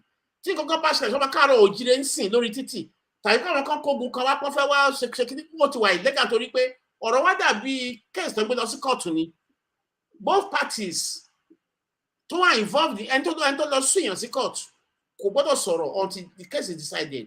Ẹni tó sùn sí court náà gbọ́dọ̀ sọ̀rọ̀ tó gbọ́dọ̀ gbọ́dọ̀ jeopardize the court case. Ẹ ṣe ká gbé kọ́ yìí Mr. Ogunribido. Ẹ kálẹ́ sà. Ẹ kálẹ́ dọ́tọ̀. Yeah, ẹ ra sà, ẹ kújọ́ mẹ́ta sà. God bless you sir. Yes, ma. Ẹ kálẹ́ o. Chief Ogunribido. Mr. Ogunribido ń kí yín o. Èmi náà kí wọn. Ẹ ṣé gan ni sà. Èmi mọ̀ pé nǹkan mo kàn fẹ́ ṣàlàyé fún wa ni pé mo lè jẹ́ ká fún mọ̀ ní pé Nigeria was born 1940 and is dead 2040. So there's no Nigeria any longer. Exactly. Àwọn tí wọ́n mú wa lò bí ẹrú wọ́n kàn já kóró wípé ibi tá a ti wá ibi a ti padà lọ síbi tá a ti wá because a ti ní country ti wá tẹ́lẹ̀tẹ́lẹ̀ before amalgamation ló bring Nigeria jáde. So 2040 amalgamation can expire. So Nigeria is dead. No more Nigeria. So wọ́n try láti rí pé àwọn jẹ́ nǹkan kan ni but they are nothing. So whether ẹni tó bá wù tó fẹ́ ṣe referendum kí wọ́n lọ sí ọ̀dọ̀ àwọn tó bá ti fẹ́ ṣe referendum àwọn lọ sí ẹ̀dọ̀ anybody because Nigeria is no more exist. It's only existing by mouth. Tàbádẹ lọ wo èsì amalgamation tàmáwò àwọn tó sọ Nigeria wọ́n mọ̀ wípé Nigeria is expired. That's my contribution. Ẹ ṣé gan ni sir. God bless you sir. Ẹ ṣé gan ni sir. Sister Ìbùkún Ògúnfẹ́mi. Kí lẹ rí sà? Ó ní Sister Ìbùkún sọ wípé ó ní ṣé global directory ó ní ṣé wọ́n bìgì ju àwa 5 million lọ ni. Mélòó ni wọ́n gangan nínú global directory? Mélòó ni wọ́n nínú àwọn directory? Mélòó ni wọ́n sọ pé 50 ni? Àwẹ̀ bọ́n ti ẹ̀ ju 50 lọ, wọ́n sáré tó 5 million. mi rò pọ́n tó pé 100 ni ó yẹ kẹ́ mọ̀ díẹ̀ nínú wọn. Ìgbà tí wọ́n bẹ̀rẹ̀ tẹ́rọ máa ń pọ̀ ìgbà tó ń bẹ̀rẹ̀ nígbà yẹn tán lórúkọ Abákíntóyè ló máa ń pọ̀ ń bẹ̀ 120 130 100 nígbà yẹn. Ìyẹn àwọn tó ń yàbá ẹgẹ́ tí ń ṣe because gbogbo ẹgbẹ́ kan máa ń ṣe open something ní wípé àwọn mẹ́mbà àwọn gangan ni mò ń sọ. Àwọn nígbà yẹn náà èmi náà máa ń join. Àwọn kan wà tó jẹ́ pé nítorí ìwà yìí ni wọ́n ṣe rọra yapa fún wọn tó yẹ pé olórí ni wọ́n ń bẹ̀ ara wọn lárí màmá wa Barrister Fashakin. She was a stakeholder there before. Bẹ́ẹ̀ nítorí àwọn ìwà iná ṣọ́ra yọ kúrò láàrin wọn pé rárá wọn gbọ́dọ̀ níbi pẹ̀lú nǹkan yìí. Àti ẹ rántí dókítà kí ló dókítà láti Amẹ́ríkà dókítà Látúnjí bẹ́ẹ̀ ni. Dókítà Látúnjí náà wọ́n wà pẹ̀lú wọn náà tó ti bẹ̀ náà sílẹ̀. Gbogbo àwọn ìwà yìí náà àwọn tó mọ̀ pé wọ́n jọmọlúàbí tán dángájíá tó mọ̀ pé wọ́n mọ nǹkan tó ń lọ láàrin wọn náà ṣe rọra fà sẹ́yìn pé rárá àwọn ò fẹ́ jórúkọ mọ́ wọn. So gbogbo àwọn nǹkan yìí náà ni ká máa rò papọ̀ wípé tọ̀ kọ́lọ̀ kókó aláti mọ̀ ọ́ ṣe ibi tí irú bàbá ìyá wa Fáṣákí wà as influential as she is wọ́n lè sọ pé rárá. ẹ má bínú Mr. Fatai ẹ jẹ́ ká gba kọ́ yìí hello kọ́là ẹ wẹ̀ sọ ọmọ yé mi èsè ṣe o ẹ ká lẹ́kọ̀ọ́ ojúmọ́ o. ayọpẹ sì mí yọ o ojú àwọn kan dẹrẹ ṣé wọn fẹ́ ní rẹ́rìn torí fáàm sọjẹbù ọmọ tá Amẹ́ríkà kọ́ o ta ọjẹ gbọ́ mi sábàtà wọn ní national language wa nìyẹn ní tẹbátidélẹ̀ Yorùbá ẹ máa jẹ́ káwọn kan bínú jáde lórí ibi tó ti ń gbọ́rọ̀ yìí òfin la máa tẹ̀lé nǹkan táwọn ọmọ káàárọ̀ òjíire bá ti faramọ́ nígbà máa faramọ́. torí fọ ṣì kàn fìyẹn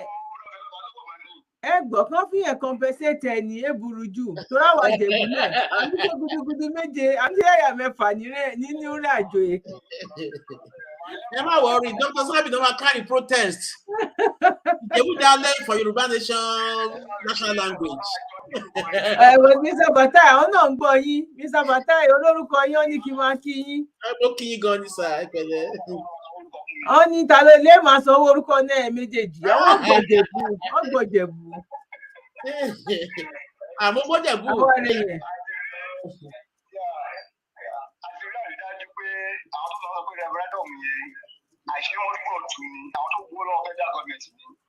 Àwọn bíi Ṣadé tó ń sọ fún wa pé Chief Adéyẹmọ Ìgbòho pé kò ń gbọ́ràn irú wọn nìyẹn àṣìdànù rẹ̀ máa ṣe ojú máa tì wọ́n ni. Wọ́n jọ aláìpapọ̀ ní NAS pariwo lọ́wọ́ sí náà ni o ní NAS ló pariwo lọ́wọ́ sí. Lẹ́sẹ̀ wá dúró àwọn máa dúpẹ́ lójoojúmọ́ ni àwọn bíi Ṣadé nìyẹn àwọn ló ń ṣe referendum. Ẹ ṣe gan. Àwọn sọ̀tún bàbá olórí bàbá tó dáa Professor Banji àwọn nìyẹn ọmọ bó ṣe Sunday Igboho àṣìlẹ́yìn wọn Ọlọ́run ti ṣìlẹ́yìn wọn. Ẹ ṣe gan ni directorate wọ́n ń gbọ́ gbogbo nǹkan tá à ń sọ ẹ bá wa túbọ̀ tàgì directorate níbikíbi tán bá wà àtọmọṣẹ́ wọn àti ọmọ ẹ̀yìn wọn ẹ bá wa tàgì wọn. Ẹ ṣe gan ni sir. Yeah. Yoruba Nation no going back ẹ ṣe o ẹ bá ń kílè délé o. Ẹ ṣe. Ayé ọpẹ́ yọ o ayé ọpẹ́ sì yọ ó ń yọ títí dọ̀là ọlọ́la ẹ̀yin tẹ́ bá wà lórí ètò lọ́jọ́ wo ń bí báyìí àwa àjẹbúre yẹn o sister Sherifat àwa àjẹbúre yẹn o brother Adémọ́lá àwa àjẹbú ẹ̀yin ọmọ ìjẹ̀bú tẹ́ bá wà ń bẹ ẹnáwó yín sókè ẹ jẹ́ kí n rí yẹ̀sọ̀ náà ẹni ìjẹ̀bú tó bá wùn kẹjẹ o ṣe mọ̀ ipá wà gangan lórí ìjẹ̀bú àwa ni welcome to Ìṣàgámù àwọn kan tó jẹ́ pé this way to ni máa ń pè wọ́n níbẹ̀ máa ń bọ̀ this way to Ìlíṣàn this way to Ìṣàrà this way to Ìpẹ̀rù this way to Akaka àwa bọ̀dédé náà ọmọ ìyá kan náà jọjẹ́ àwa Ìjẹ̀bú ohun wa Ìjẹ̀bú méjì dẹ̀ ń jẹra wọn níyàn kíkàn bá kọ èrì wà ìkejì àwọn kan bá ṣe máa ṣe rẹ̀. Ìjẹ̀bú jara wọn ní Ẹ̀gbá ni ó jara wọn ní. no going back ni o àyè ọpẹ́ ti yọ torí pé kí ni ó ní Ìjẹ̀bú kan ni máa wá kọ lélékè o àwàrè lékè o àwa Yorùbá nation àwa la wà lókè torí pé kí ni àwa láyé kọ́kọ́ gbóhùn wa àwa la kọ́kọ́ nu àsíá àwa la kọ́kọ́ bọ́ síta wípé ẹ kí wa kú oríire o àyè ọpẹ́ yọ o kó tó di wípé àwọn kan jáde lọ́jọ́ kejì ṣe ní pàwọ́ la wà lókè ńgbà yẹn Ìjẹ̀bú ló kọrin yẹn wípé lé lókè o àwàrè lókè o ẹ ló kọ́là ẹ ṣé gan ni à ń gbọ́ yín sà ọmọ. ẹ kálẹ́ sà ẹ bá gbóhùn sókè. ẹ bá gbóhùn sókè à ń gbọ́ yín. ibi tí àdúgbò tá a wà náà ni òun ló jẹ́ káàdì tí lè sọ̀rọ̀ sókè mo ṣe jáde ni. ok o ẹ ṣe jẹ́jẹ́ o. ṣe ká gbogbo ṣe àkọ́kọ́ tí mo máa kọ́kọ́ kù sórí prógrámù yìí ni. ẹ ṣé gan ni. mo máa wo prógrámù yìí dáadáa ẹ ṣé mo dúpẹ́ lọ́wọ́ yín. ẹ ṣé gan ni God bless you. àwọn bàbá wa náà ń bẹ̀ mi orúkọ wọn. Mr. Fatai. wọ́n ṣe nǹkan tó ń ṣe fún wa Ọlọ́run nìkan ló lè sọ fún wọn o. mo nígbàgbọ́ kan pé kò sí nǹkan tí èèyàn bá ti ṣe láyé yìí òun ló máa kiri ẹ̀ bó ṣe burúkú wàá kiri ẹ̀ bó ṣe wàá kiri ẹ̀ ni orúkọ wọn náà dẹ̀ lè parí nínú ìwé ìtàn kò lè parí láéláé. ẹ ṣé mo dúpẹ́ lọ́wọ́. ẹ ṣé gan ni à ń gbọ́ yín sà à ń gbọ́ yín. mo kí wọn pẹ̀lú gbogbo iṣẹ́ tó ń ṣe ọgbọ́n iṣẹ́ yẹn náà ó tún fi sí àwọn ibì kọ̀ọ̀kan. ṣe rí ní òye tèmi ní o ẹ̀rí a nídìí house to house campaign fáwọn èèyàn wa. wọn a nídìí ẹ̀ gidi gan torí ibi tí mo wà báyìí mo lè sọ lórí ètò Ondo State ni mo ti ń pè Ondo State nílùú Àkúrẹ́ ni mo ti ń pè. ẹjọ́ a nídìí house to house campaign àwọn pípì wọn ò mọ nǹkan tó ń jẹ́ bẹ́ẹ̀ especially bí mo wà àwọn ò mọ nǹkan tó ń jẹ́ bẹ́ẹ̀. ìgbà míì wọ́n ti sọ mí lẹ́nu ní ọjà tí mo wà torí ọjà mo ti ń ṣiṣẹ́ wọ́n ti sọ mí lẹ́nu gan èmi ò kí ẹ̀ èmi wò pa after nǹkan tí mi lé that's Yoruba Nation.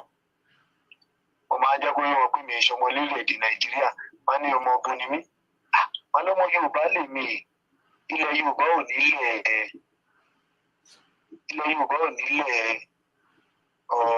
ẹjọ́ pàtàkì ni tó bá ṣe é ṣe tàn kó máa rántí ilé àwọn tó wà bíi àwọn kan wà tó yẹ pé kì í ṣe pé tọrọ pé mo fi bà wọ́n jẹ́ orí wọn ti kú wọn ò mọ ẹni tí wọ́n ti pre wash wọn wọn ò mọ̀ ju pé tó má ti sọ̀rọ̀ báyìí kan ti religion bọ̀ religion olódò ẹ̀kọ́ bá a débi tá a dé wọn ní Ọlọ́run àṣẹ ẹ kàn ní ṣe dá sípò ní ẹ ṣe pè sórí WhatsApp. mo pè sórí WhatsApp. nọ́mbà yẹn wà lórí screen ẹ ṣé gan ni God bless you sir ẹ ṣé gan ni sir.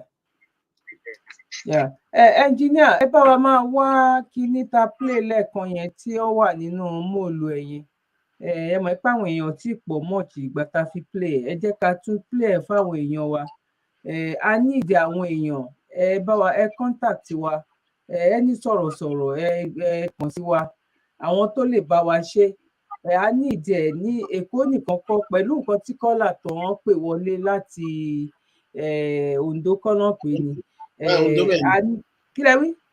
Ondo náà ti pè bẹ́ẹ̀ ni.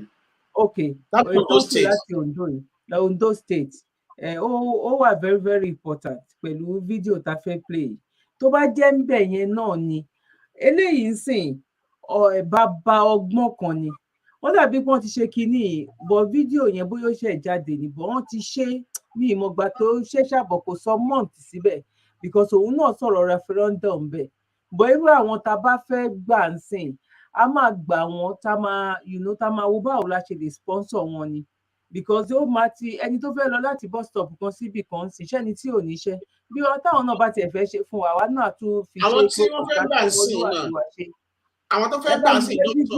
Ẹ bá mi gbé fídíò yìí tá bá láwọn tó lè ṣe ní èmi Londo state yẹn náà eléyìí ń sìn kó ṣe pé ó fẹ́ wọnú ilé lọ báyàn ká tó ní bóyá wọ́n fẹ́ pọlọ́pàá fún tàbí pé wọ́n máa ní ẹ ó wọṣọ Yorùbá Nation wọ́n fẹ́ ẹ̀rù ń bà inú móòlù ẹ̀ inú bọ́ọ̀sì bí àwọn tó ń polówó oògùn náà ni tó bá jẹ́ èèyàn 18 ló wà nínú bọ́ọ̀sì yẹn sí ládùúgbò sádùúgbò for example sí láti Òṣòdì lọ sí èyí tó lọ sí Mushin èyí tó lọ sí Mushin dójú Ẹlẹ́gba ẹ̀gẹ́tì ń sìn tó bá jẹ́ èèyàn méjì èèyàn mẹ́ta èèyàn 18 tó bá wà níbẹ̀ yẹn ṣe pé àwọn nǹkan báyìí Yorùbá Nation Oòduà Nation wọ́n ń ṣe lọ́wọ́ o wọ́n dẹ̀ ti ṣe báyìí o wọ́n ti ṣe báyìí fún wa o àfẹ́ referendum o ẹ lè gbọ́ kán wá bóyá wọ́n máa rí flag anytime ń sìn yín o àwọn UN ti gbà wá o bọ̀ kó máa di wípé bóyá ẹ gbọ́ tẹ́lẹ̀tẹ́lẹ̀ ni o torí àwọn tí wọn kì í ṣọmọ Yorùbá tó ń pa àwọn èèyàn tó ń kidnap tó àlàyé díẹ̀ tí mọ́tò yẹn bá máa fi kúrò láti irú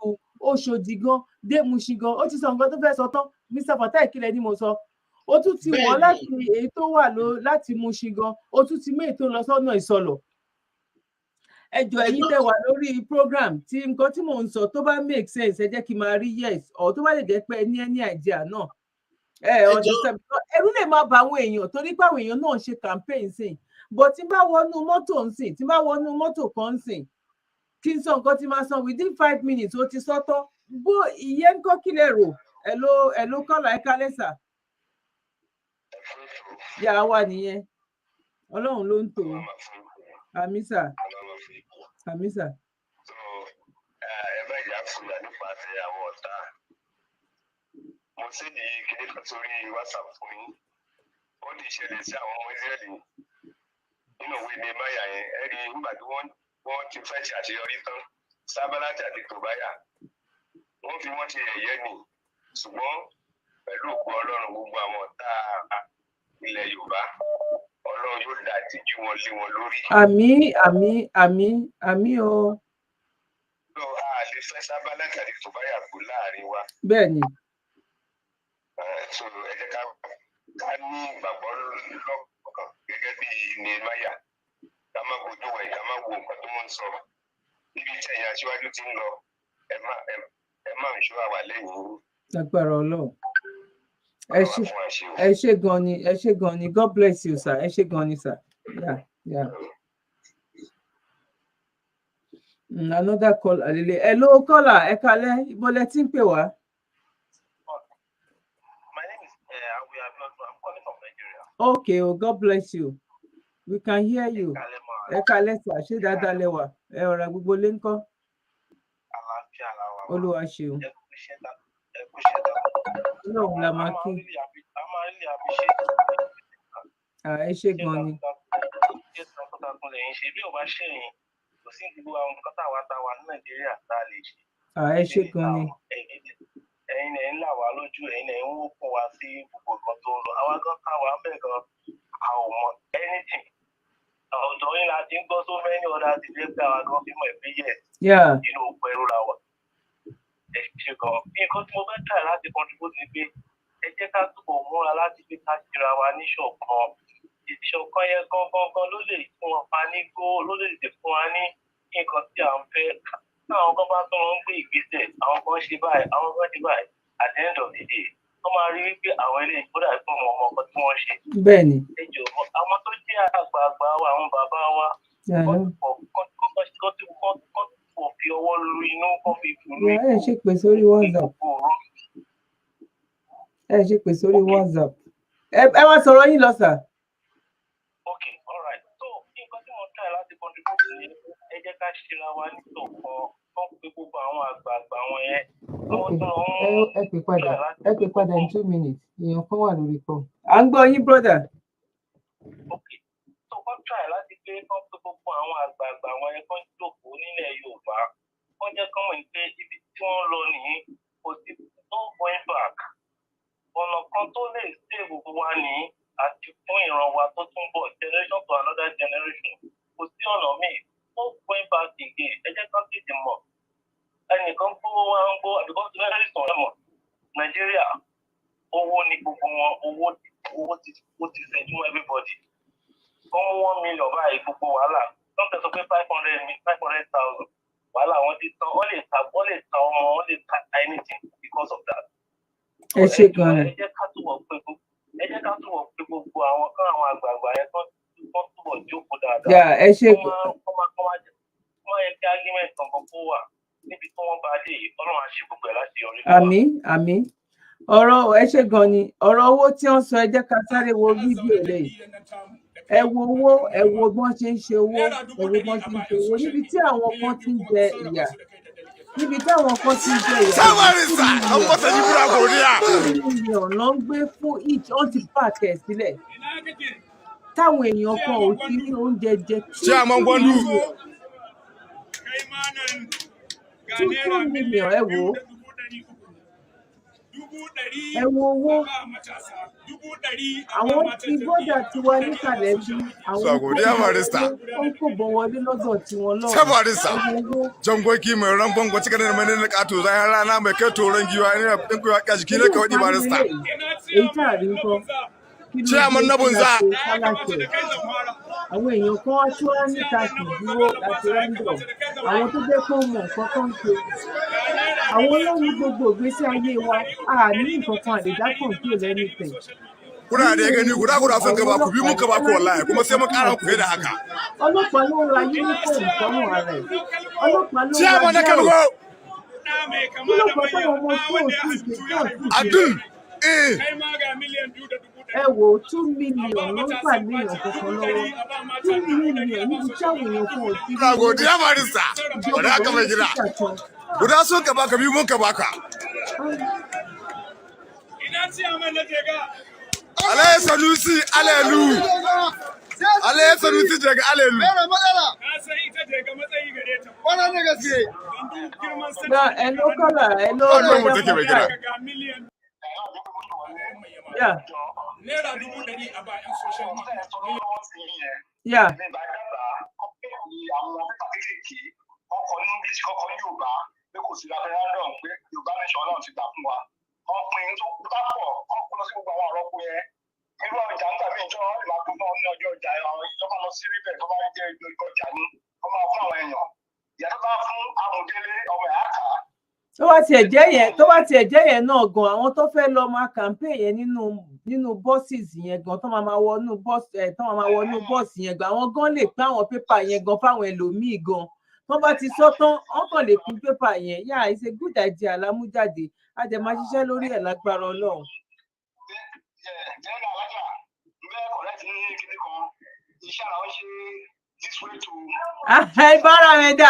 ẹ bára wẹ dà òun ó dàárọ̀ ń fẹ́ gbọ́ yẹn jàre ẹ má gbé yẹn wá. Ó dàárọ̀ ẹ lọ jókòó bẹ́ẹ̀ jẹ́ kí n gbé kọ́ọ̀lù rẹ̀ ń like má bá ń jà omi Fatai. Ẹ jẹ́ kí n gbé Ìjẹ̀bú méjì ò kí n jara wọn yàn àti fẹ́ máa jara wọn yàn lálẹ́ yìí sí yín o. Now ẹ rà sà. Ẹ ti jara níyàn lálẹ́ yìí. Bẹ́ẹ̀ ni sà mo ti rí pẹ̀yìn náà lẹ pè padà sà. Kí ni tó ń sọ nípa àwọn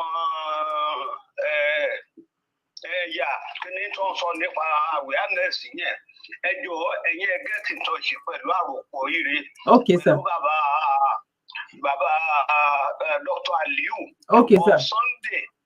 Sunday wọ́n ti ṣètò kíní yẹn wọ́n náà wà gé fún fáínà ẹ̀ wọ́n ti gba àwọn ènìyàn irú ẹni tó lóhùn mọ̀lákò rẹ̀ yẹn àwọn tó ti gbowó lọ́wọ́ olóṣèlú nìkan tó ní oògùn lè mọ̀ so ẹ jọ ẹ̀yin náà la gbọ́kànlé ẹ̀yin ní agbẹnusọ wa ẹ̀yin bẹ́ẹ̀ lójú wa ẹ get in touch pẹ̀lú bàbá àròpọ̀ ire àyọkùnrin bíi torí gbogbo kíní ní mò ń wọ́ọ̀ṣì wọ́n ti ṣètò ẹ get in touch pẹ̀lú ẹ̀ ṣe kan ọjọ́ ẹ̀ adalẹ́ ọ̀la ẹ ṣé gan ni sir God bless you sir.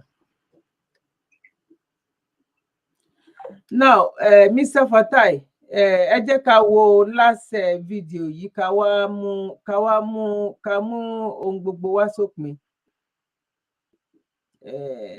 Ok ó dàbí pé mò ń bọ̀ ẹ jẹ́ kí ló ṣẹlẹ̀ níbẹ̀ kí ọkàn wà lórí láàyè.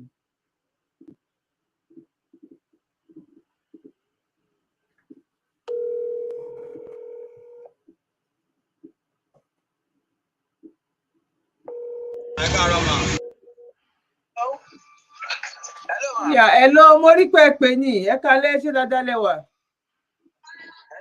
Yeah, hello, ṣé ń gbọ́ mi?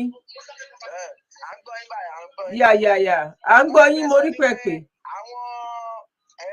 Àwọn referendum nígbà tó gbé court lọ sí Èkìtì federal government ò yọjú o, àwọn Fúlàní ò yọjú. Ó yẹ gbà tí pension táwa wá jáde 5 million pension táwa tó wá jáde ẹ̀sìn àwọn ọmọ referendum orí wọn ti kú wọn ò ní rí draw. Gbogbo àwọn tó ṣe ẹ pé picture wọn gẹ́gẹ́ bí àwọn ti sọ̀rọ̀ wọ́n pé picture wọn tábà ti dẹnu bò wọn àwọn náà ọwọ́ wọn máa wálẹ̀. Bọ̀dé àbá ti máa gbójú àwọn tó ń ṣe bí yẹn tábà ti máa gbójú wọn síta.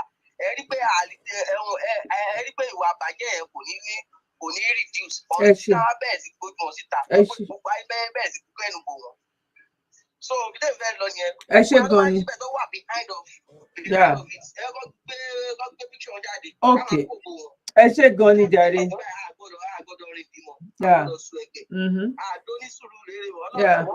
Yeah. Hello caller.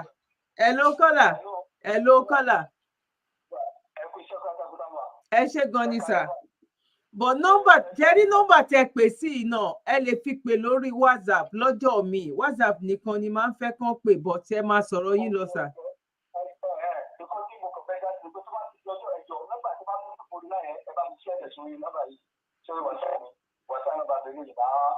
The same number yẹn náà ni tẹ bá save sórí WhatsApp yín ó máa gbé jáde ó ní WhatsApp number yà ṣe mọ̀ pé direct ní báyìí máa náwó rẹpẹtẹ bẹ́ẹ̀ yẹn bọ̀.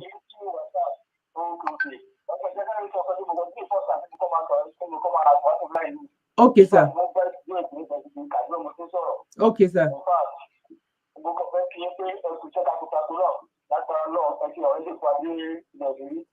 Gbogbo owó àwọn tó wà nínú àwọn ọ̀rọ̀ amọ̀fáwọn ọlọ́sẹ̀ wà dábàá àwọn kan tó fún wọn fún Nàìjíríà tí wọ́n ń gbà fún Nàìjíríà tó sì mọ̀tọ́ sí alẹ́ wọn ni wọ́n jẹ. Ìkan tó wà fẹ́ kí mo fẹ́ gbé kẹ́rin sọ ni pé àwọn ẹgbẹ́ òkèlè tí ààrẹ sọ yẹn ẹgbẹ́ tó kéèkì nípa wọn kí wọ́n sọ pé kò sí wọn náà ń gba Yorùbá lè sọ ẹ̀yìn bàbá Akíntúyè Sunday bàbá Adébíyìnbó àti bàbá Oníkìrì lẹ́yìn ọ̀rọ̀ táwọn yẹn bá ti sọ lórí Yorùbá lè sọ láti fáínà. Kò sí ẹni ọkọ̀ mọ́lẹ̀ ìyẹn tó wọ́n gbà ẹ́ sọ́yìn wọn kí ló lọ àwọn tó fẹ́ yẹn ẹni tó kò sí àwọn ẹgbẹ́ mọ̀ ẹgbẹ́ tó kọ́ wọn ká pa owó wọn jẹ́ ká pọ̀ jẹ́ ìwọ̀n bá dá pé lẹ́yìn tí bàbá ní bàbá Akíntúyè bàbá Oníkìrì àti sẹ́yìn gbogbo àti sọ̀rọ̀ ọ̀rọ̀ ẹ̀ fáínà yẹn tó ẹjọ́ tó kọ̀ kí gbogbo àwọn èèyàn mọ̀ pé àwọn wọ̀nyí tó fẹ́ kàrẹ́ tọ̀ ọmọ lára Yorùbá ní sọ òun tí orúkọ ti parẹ́ nìyẹn. Ẹ ṣe gan ni good idea. Yeah, àti notice ẹ ṣe gan ni. God bless you. Ẹ ṣe gan ni sir. Yes sir.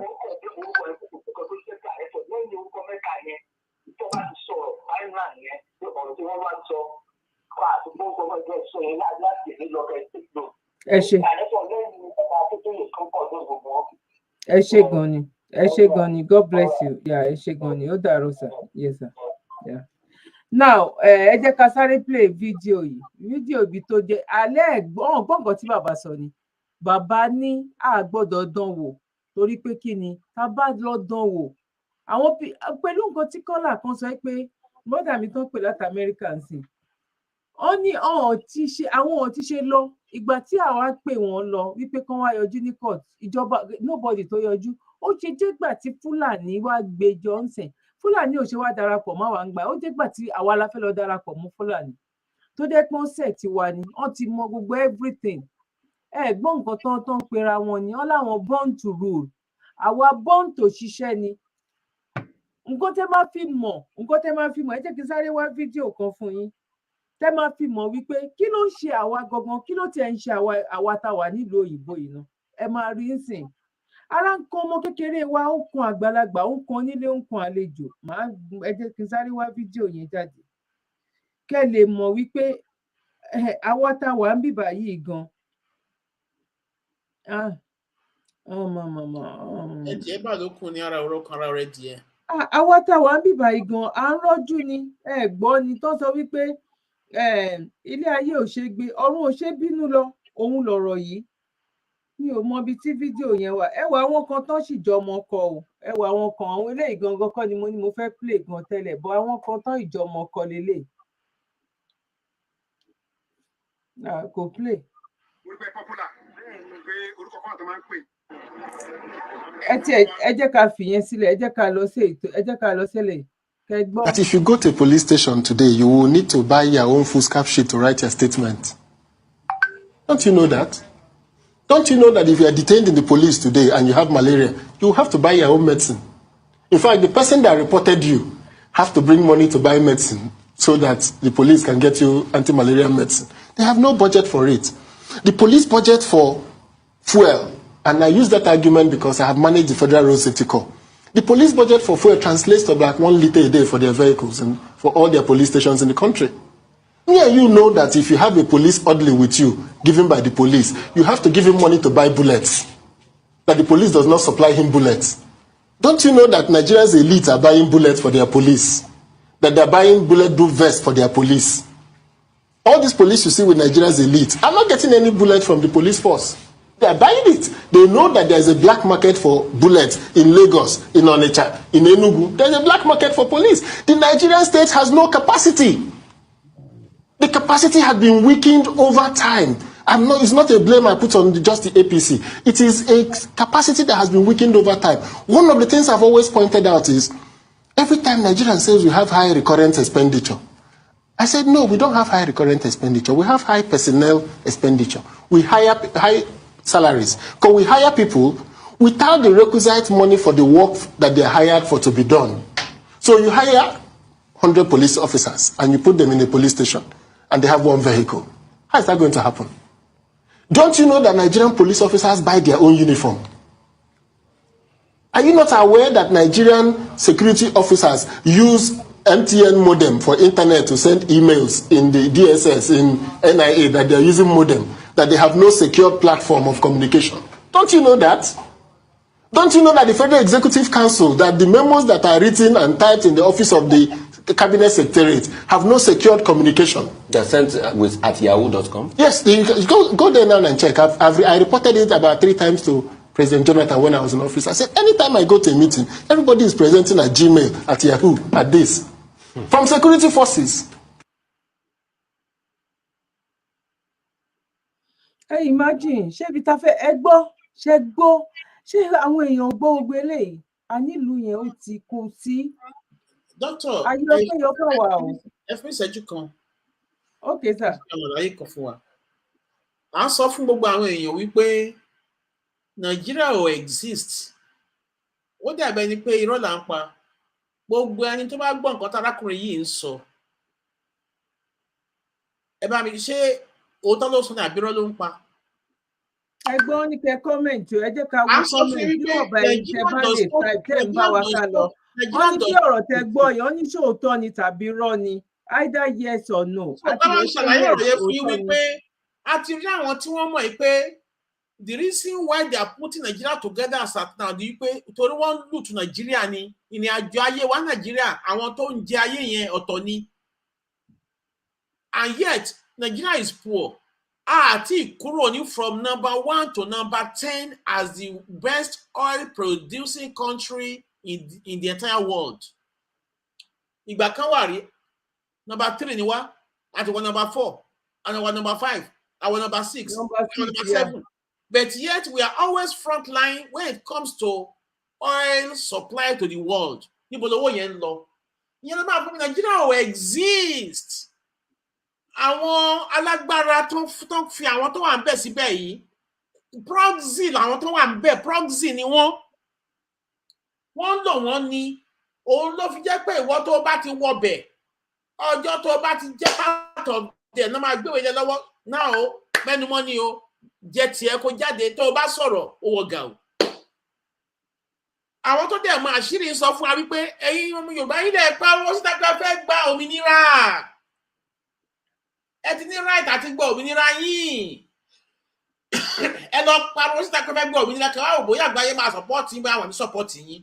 Ibi tá a ti ń bọ̀ nìyẹn. Àrùn tá a pa yìí, ibi tí agbára wa wà nìyẹn, torí pé tí a bá gba agbára, a máa ṣe ẹrú títí tí ayé máa fi parẹ́ ni. Ìyẹn ni ó sì sọ fún wa wípé ẹ lọ sọ pé ẹ fẹ́ dá dúró, òfin ti support yín. So, the decision that taken through 5 million petition, is binding on us to exit Nigeria. And there is no any binding law now that puts Nigeria together as a country. Àwọn tó mọ̀ wọ́n ń lo agbára láti máa fi kó ọ̀rọ̀ Nàìjíríà jáde ní gbogbo góòlù náà wà gbogbo.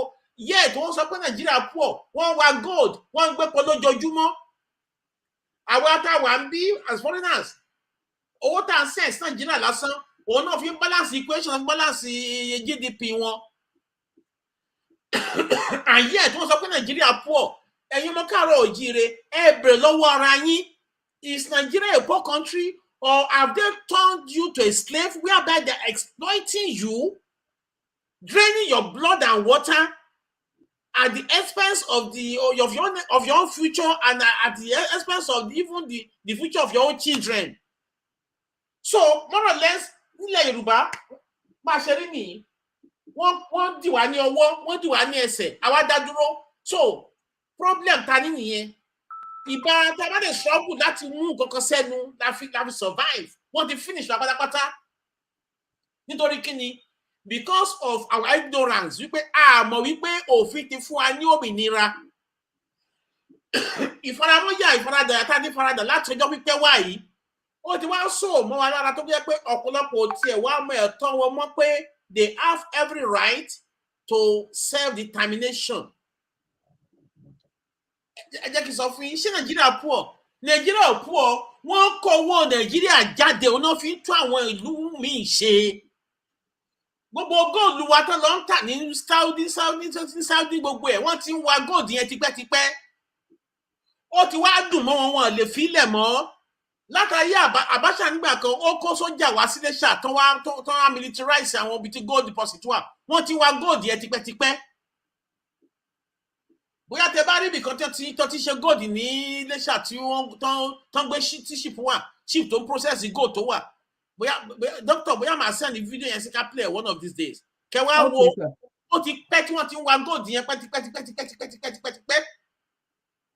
So ó ti wá dùn mọ́ wọn. So Nigeria is a looted land. Yoruba land is one of the most looted in the entire world today. Because of our ignorance, because of our laxity, because we don't know our rights. Àwọn tí dẹ̀ máa ṣírí ẹ wá, ẹ pariwo síta pé ẹ fẹ́ gba òmìnira. Right yín ni. Ẹ lọ wo òfin báyìí. Ọjọ́ tẹ́ ẹ bá ti pariwo síta, oògùn tí àwọn Fúlàní ṣe ó ní oògùn kára wá níyè ká wà ronú débi pé a máa pariwo síta. Ẹ ló kọ́là. Ẹ jẹ́ ká gbé kọ́ ìmí sọ. Ẹ ló kọ́là. Now, Mr. Fatai, ó dàbí pé a máa mú ètò wa sópin báyìí ní alẹ́ yìí. Ẹ bá wa ráǹdẹ̀ ọ̀kun bí 2 minutes. Ẹ jẹ́ ká mú wá sópin, a ti wà ní 10:30 báyìí. Ẹ ṣe wọ́n máa káàárọ̀ oòjíire mò ń sọ fún ẹ lówùúrọ̀ yìí. O ti bọ́ kúrò lóko ẹrú o. Táwọn kan bá sọ fún ẹ wípé wọ́n fẹ́ lọ seek referendum, wọ́n fẹ́ ta ìsopọ̀ ẹrú mi ni o. Ìgbésẹ̀ ti lọ lọ́wọ́lọ́wọ́ ń sìn nípa declaration wa wípé a ti attain the 5 million signature mark, and that has technically put us out of Nigeria. We are now spiritually an independent country. Gbogbo ẹ̀yin tí ẹ ti sọ̀rọ̀ ìtinú, gbogbo ẹ̀yin ọmọ káàárọ̀ oòjíire tẹ́ jáde university, master's degree holder, doctorate degree, BA honours, gbogbo yín pátápátá tí wọ́n ti fi ìyà jẹ, tí wọ́n ti sọ pé wọn ò fẹ́ kẹ́tì ẹ̀ rí ilé ayé rere lò. Ìrètí ti dé o. There is hope now. Gbogbo ẹ̀bùn tọ́lọ́run fún yín, ẹ lọ sùn kẹ́ bẹ̀rẹ̀ sí ronú. How are you going to push Yoruba Nation forward? Because the Yoruba Royal Kingdom is existing spiritually now. Ọmọ ọba ni wá, ọmọ aládé ni wá. So as we are talking tonight, sí lára Nàìjíríà mọ́ technically, but kò tí ì wà official nítorí pé ìgbésẹ̀ sì máa wà tó máa announce gbogbo àgbáyé, but àwa ti take decision yẹn through one voice. Nítorí pé by law, wọ́n put àwọn ọmọ káàárọ̀ oòjíire sí 32 million. Ó dẹ̀ tó àánú òfin pé for you to be agreed upon pé you are going, for self-determination, 10% of you must agree. Now, if they put us at that, see, they attain 5 million signatures, who is telling us that we belong to Nigeria? Atibo, law. The only thing is the official declaration carry a see our, can them monitor, can them man bother our. Even from now on, tí gbé se bá wà wípé ó fẹ́ wá run wa over gẹ́gẹ́ bí nǹkan tó ṣe tẹ́lẹ̀ tàbí tí ọmọ Yukanro òjìrè kan ó lọ lórí títì tí ọlọ́pàá kan tó jẹ́ pé wọ́n sọ ọlọ́pàá Nàìjíríà tó bá ṣe níṣekúṣe wọ́n ti commit illegality. Àlàyé tí mo ṣe fún nìyẹn nítorí pé by the pronouncement and the availability of our records in the UN pé àti voice and pé àṣẹ Nàìjíríà mọ́ o, we are now legally bind láti make sure wípé gbogbo nǹkan tó jẹ́ Nàìjíríà lọ́wọ́ sí mọ́ nítorí ọ̀nà official declaration yẹn sìn àìlè náwó wọn àìlè ṣe pé àìlè lo passport wọn nítorí pé the day we now declared by UN pé wọ́n ti vote o, ó ti ṣe o, from that moment na lè disengage gradually. So àwọn ìyá wa ti sọ ẹni ẹ̀yáwó ẹ̀yá loan nígbà táwọn ọmọ káàárọ̀ oòjíire tá a bá ṣe tán à á béèrè owó tẹ yá àwọn auditors àwa èlò lẹgbà lásìkò báyìí kí ni nǹkan tẹ fi ṣe invoices dà ká lè mọ̀ bóyá lóòótọ́ la jẹ́wọ́ gẹ́gẹ́ ọmọ so pé wọ́n fẹ́ lọ gba loan yẹn o torí wọ́n ti mọ géèjì Nàìjíríà tipẹ́tipẹ́ tó ti mọ̀ yìí pé yóò bá máa lọ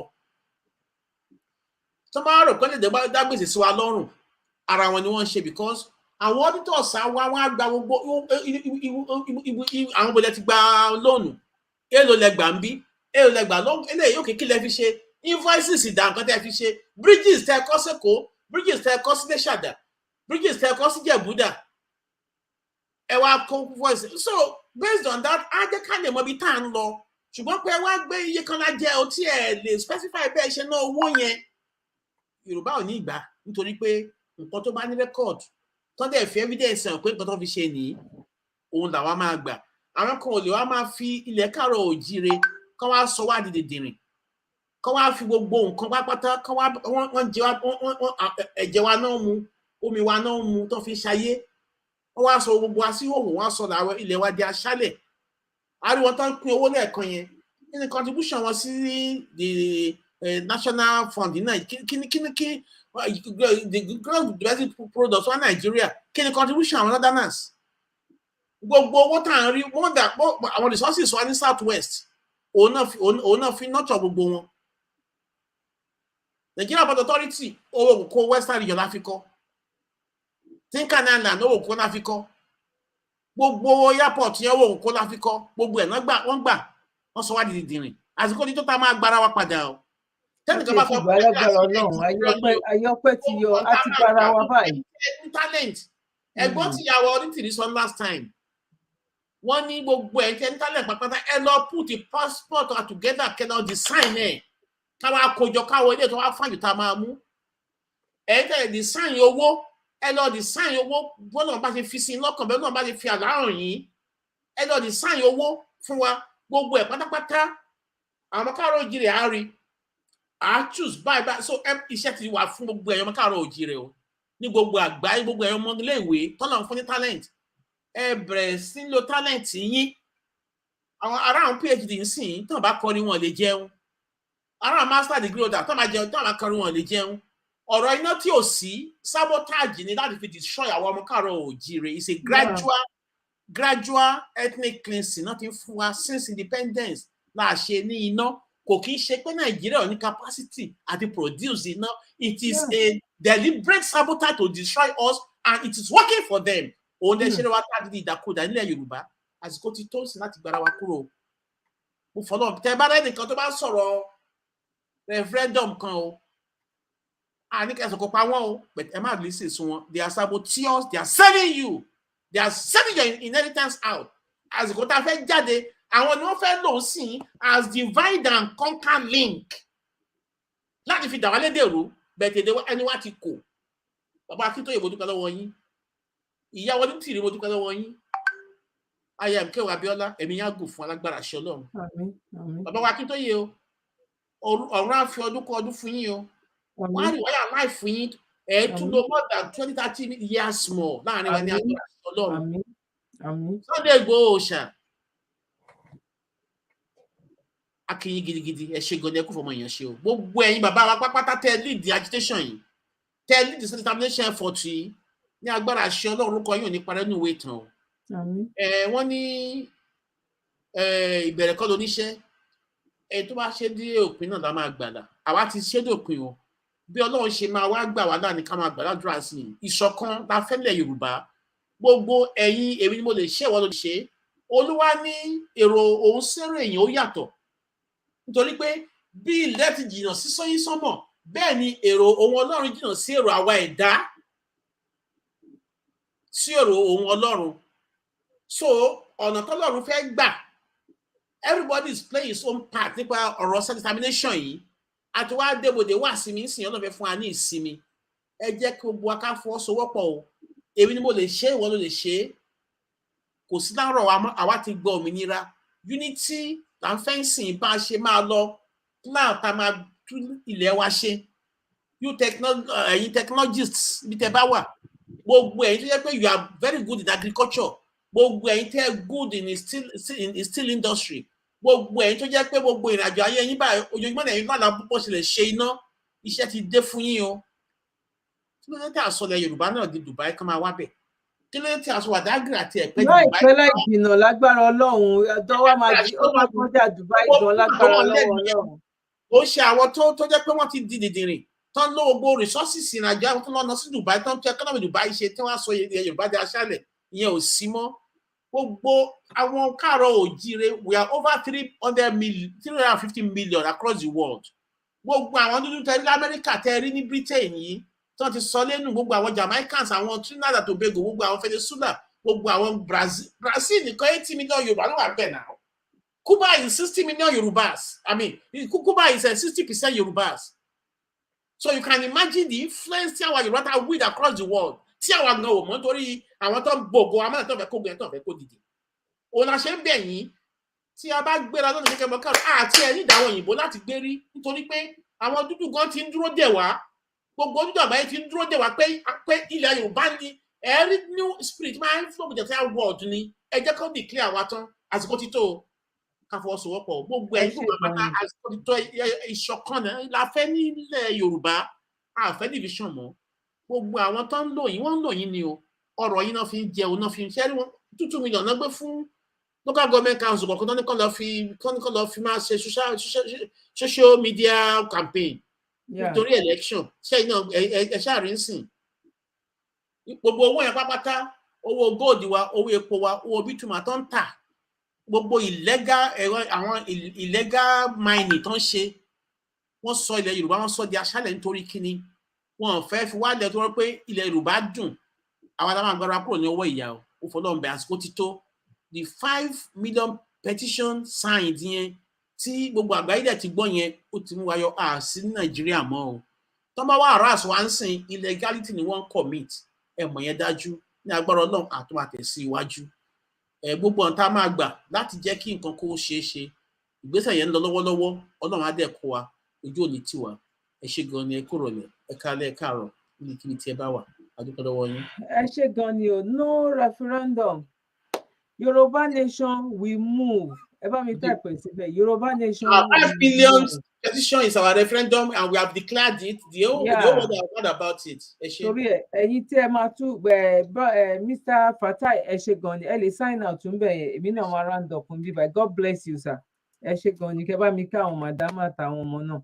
Now mo kí gbogbo wa pátápátá gbogbo ẹ̀yin tí a ti jọ wà lórí ètò láti ìgbà tá a ti bẹ̀rẹ̀ àti ibi tá a bá dé yìí a dúpẹ́ lọ́dọ̀ Ọlọ́run Yoruba Nation we move no going back no referendum àwa ti fi 5 million fi ṣe referendum tiwa a dẹ̀ ti gbọ́ ìsì ayọ̀ a dẹ̀ ti tẹ̀síwájú bó bá ṣe ń lọ sí a máa jáde láti wá máa sọ fún yín gbogbo àwọn ìgbésẹ̀ tá a fẹ́ gbé àwọn questions kan wà tí àwọn èèyàn kan text tó ń pè mí tó ń béèrè lọ́wọ́ mi wípé léyìí tọ̀hún kọ̀ọ̀kan bẹ́ẹ̀ yẹn ń kọ́ bò má try láti bóyá Saturday lágbára Ọlọ́run either either Thursday or Saturday a ṣe program máa try láti tí n bá lè reach Mr. Dr. Aliu so that àwọn questions kọ̀ọ̀kan yẹn á lè tún jáde láti wá tọ́nà sí jẹ́ kó fún wa ní ìmọ́lẹ̀ sí kó tún lè yé wa dáadáa because a ti gbé ìgbésẹ̀ tó nípọn sìn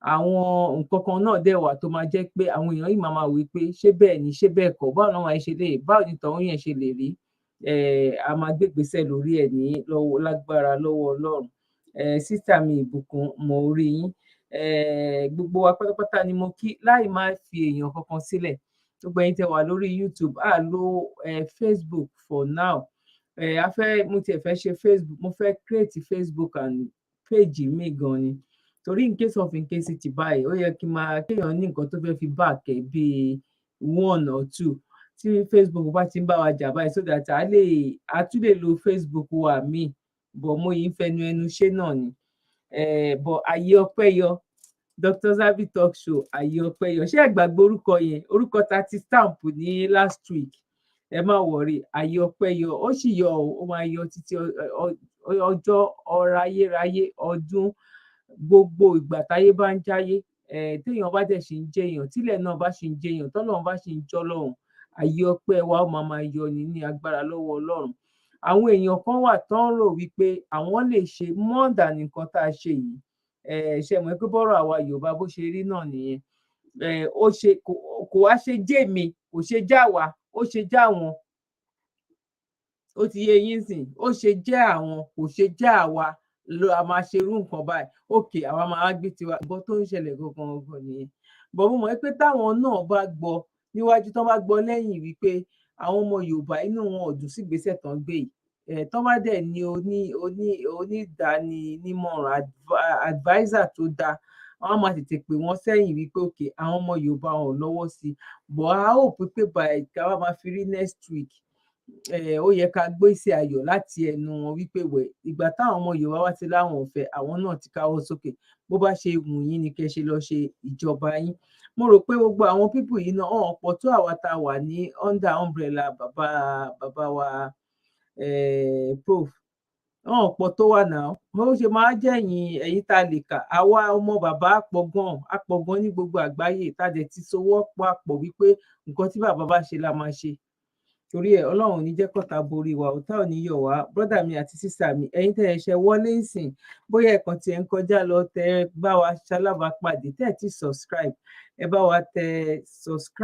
bá wa subscribe sórí YouTube channel wa ẹ bá wa tẹ bọ́tìn yẹn ó máa gbé aago jáde fún yín ẹ tún tẹ̀ so that anytime tó bá ń ṣe program á lè máa fún yín ní notification torí pé à lo Facebook for now ẹ dẹ̀ like tó wà ńbẹ̀ yẹn ẹ tẹ bọ́tìn like yẹn ọ̀fẹ́ ni ò ní charge yín ẹ ṣé gan ni ẹ̀yin tẹ́ bá máa wá padà wá wò later náà ẹ bá wa share ètò yìí ó ṣe pàtàkì ó ṣe kókó ẹ bá wa share kó lè débi tó yẹ kó dé àwa náà á ṣiṣẹ́ lórí ẹ̀ èyí tó bá yẹ ká gé nínú ẹ̀ á tún gbìyànjú láti gé náà kí àwọn àwọn èèyàn wa ní Nàìjíríà náà la ṣe ń ṣe àwọn onígígé yẹn náà so that ẹlòmíì tó bá tiẹ̀ ti rí 1 hour kò tiẹ̀ ní bá yín click ẹ̀gàn débi kó fẹ́ wò torí ẹ̀ la ṣe máa ń ṣe àwọn nǹkan tó máa jẹ́ pé a máa gé bóyá bíi 12 or 10 minutes láyè bá wa kọ́lọ́run fàyè gbà wá pẹ̀lú rọrùn ibi ìbàyẹ̀ la máa dúró sí lọ́jọ́ títí òní mi ò ní sọ pé Thursday mi dẹ̀ lè sọ pé Saturday but either Saturday or Thursday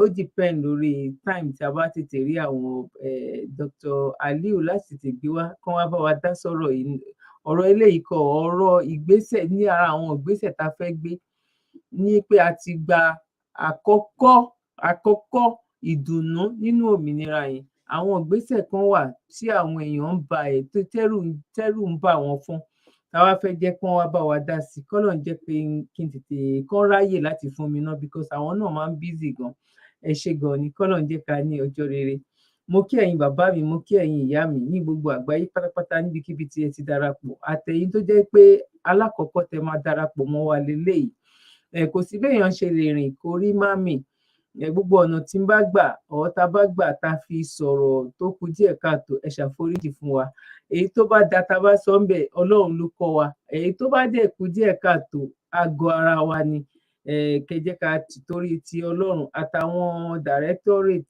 náà a bẹ̀ wọ́n a rọ̀ wọ́n kán ṣe sùúrù, kán jẹ́ ká fi sùúrù ká fi yanjú ọ̀rọ̀ yìí. Kọ́lọ́run má bà wá lórúkọ jẹ́, nǹkan tá a dẹ̀ fojú ọwọ́ ṣe kọ́lọ́run má jẹ́ ká fi ẹ̀yìn ọwọ́ dànù. Brọ́dà mi àti sísá mi, bàbá mi àti ìyá mi, ẹ̀yin àbúrò mi náà, mo kí gbogbo wa wípé a kú bójú ọjọ́ ṣe rí. Kọ́lọ́run máa fún wa ní nǹkan dáadáa, nǹkan ayọ̀ ní kọ́lọ́run máa fún wa ṣe, ní kọ́lọ́run máa fi sí wa lẹ́nu, ká má jẹni tó máa jọra wa lójú. Ẹ̀mí sùúrù, ẹ̀mí ìrẹ̀lẹ̀ kọ́lọ́run gbé wọ èmi àti yín, kọ́lọ́run kó fún wa ní ẹ̀mí gígùn àti àlàáfíà. Ìrìn àjò tá wá wà yìí náà kọ́lọ́run má jẹ́ ká kú sọ́nà bí èéfín. Gbogbo àwọn bàbá wa tán wà ní front yìí kọ́lọ́run bá wa fún wọn ní ẹ̀mí gígùn àtàlàáfíà, àtàwọn ìyá wa náà. Àwa náà tá dẹ̀ ń ṣakitiyan lórí ẹ̀ náà, kọ́lọ́run kó ṣàánú fún wa, kó fún wa lẹ́mìí gígùn àtàlàáfíà, kọ́tá má yọ̀ wá, kọ́tá má borí wa. Kán má fi ẹ̀jẹ̀ èmi àti yín fi ṣe ètùtù fún location 419. Kọ́lọ́run jẹ́ kí ká rí ayọ̀, ìdùnnú, ìgbéga òun ni káwa rí ńbẹ̀. Orúkọ mi ò tí yí padà, Dr. Savvy Talk Show ní ìlú UK. Bí ìbà la máa dúró sí lọ́jọ́ títí òní, mo kí gbogbo wa. Ẹ̀yin tẹ́ bá wò létà, ẹ gbìyànjú láti bá wa share ètò náà, kẹ́ dẹ̀ bá wa like ẹ̀. Ẹ ṣé gan ni, God bless you. Kọ́lọ́run fún wa ní ọjọ́ rere o, kọ́lọ́run jẹ́ ká máa ṣe ọjọ́ rere láyé. Gbogbo ìgbà tá máa fi wà láyé, kọ́lọ́run má jẹ́ a mú sáré ọmọ. Ẹ ṣé gan ni, God bless you. One love gbogbo lé o.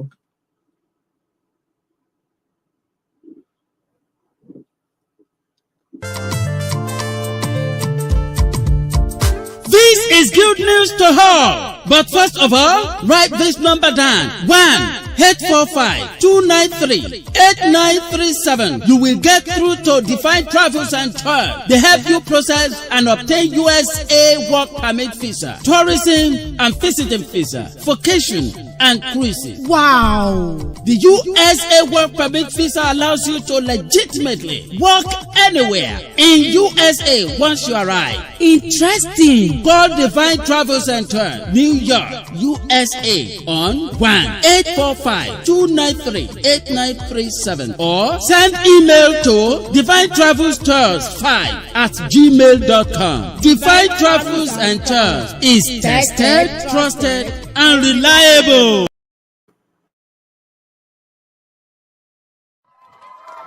Hooray! The Yoruba are changing their mindset. We are for mindset change. We want to cheer ourselves and our target people of the world that Yoruba mindset is finally changing for the better. From downward thinking to upward thinking, from poor to good, from bondage and oppression to freedom, from backwardness to forward progression, from ignorance to knowledge, from primitivity to modernization, from darkness to shining light, from poverty to wealth, and from dying to living. They have had enough. The people are the Yoruba, forced to live in a country since 1914 with other tribes of far different cultures, history, and future, but have now realized and known better that to continue to live in that same country with some of these other tribes is no good for them at all, and not good for their generations to come. They have found wisdom. They are changing their mindset and are getting out of their entrapment in that geographical expression that they have been in to form and freely run their own country, their own heritage, their own land. They are breaking out from under the slabs to growing and being seen by the whole world. Hooray! That is the message, and see, all Yoruba are now beginning to sing the same song. There's much work to be done on the land of our birth, exalted, exalted, for the whole world to see. Blood, truly, they say, is thicker than water. Hi, I trust that you too can make something, anything, that is both expressive and impressive at the same time, such that if anyone sees or hears it, they will run with it, shout it out loud to the whole world and clap for the Yoruba people on this great achievement of the changing of their minds about finally leaving the failed country. Well done, all you blessed Yoruba. All change, please, all change.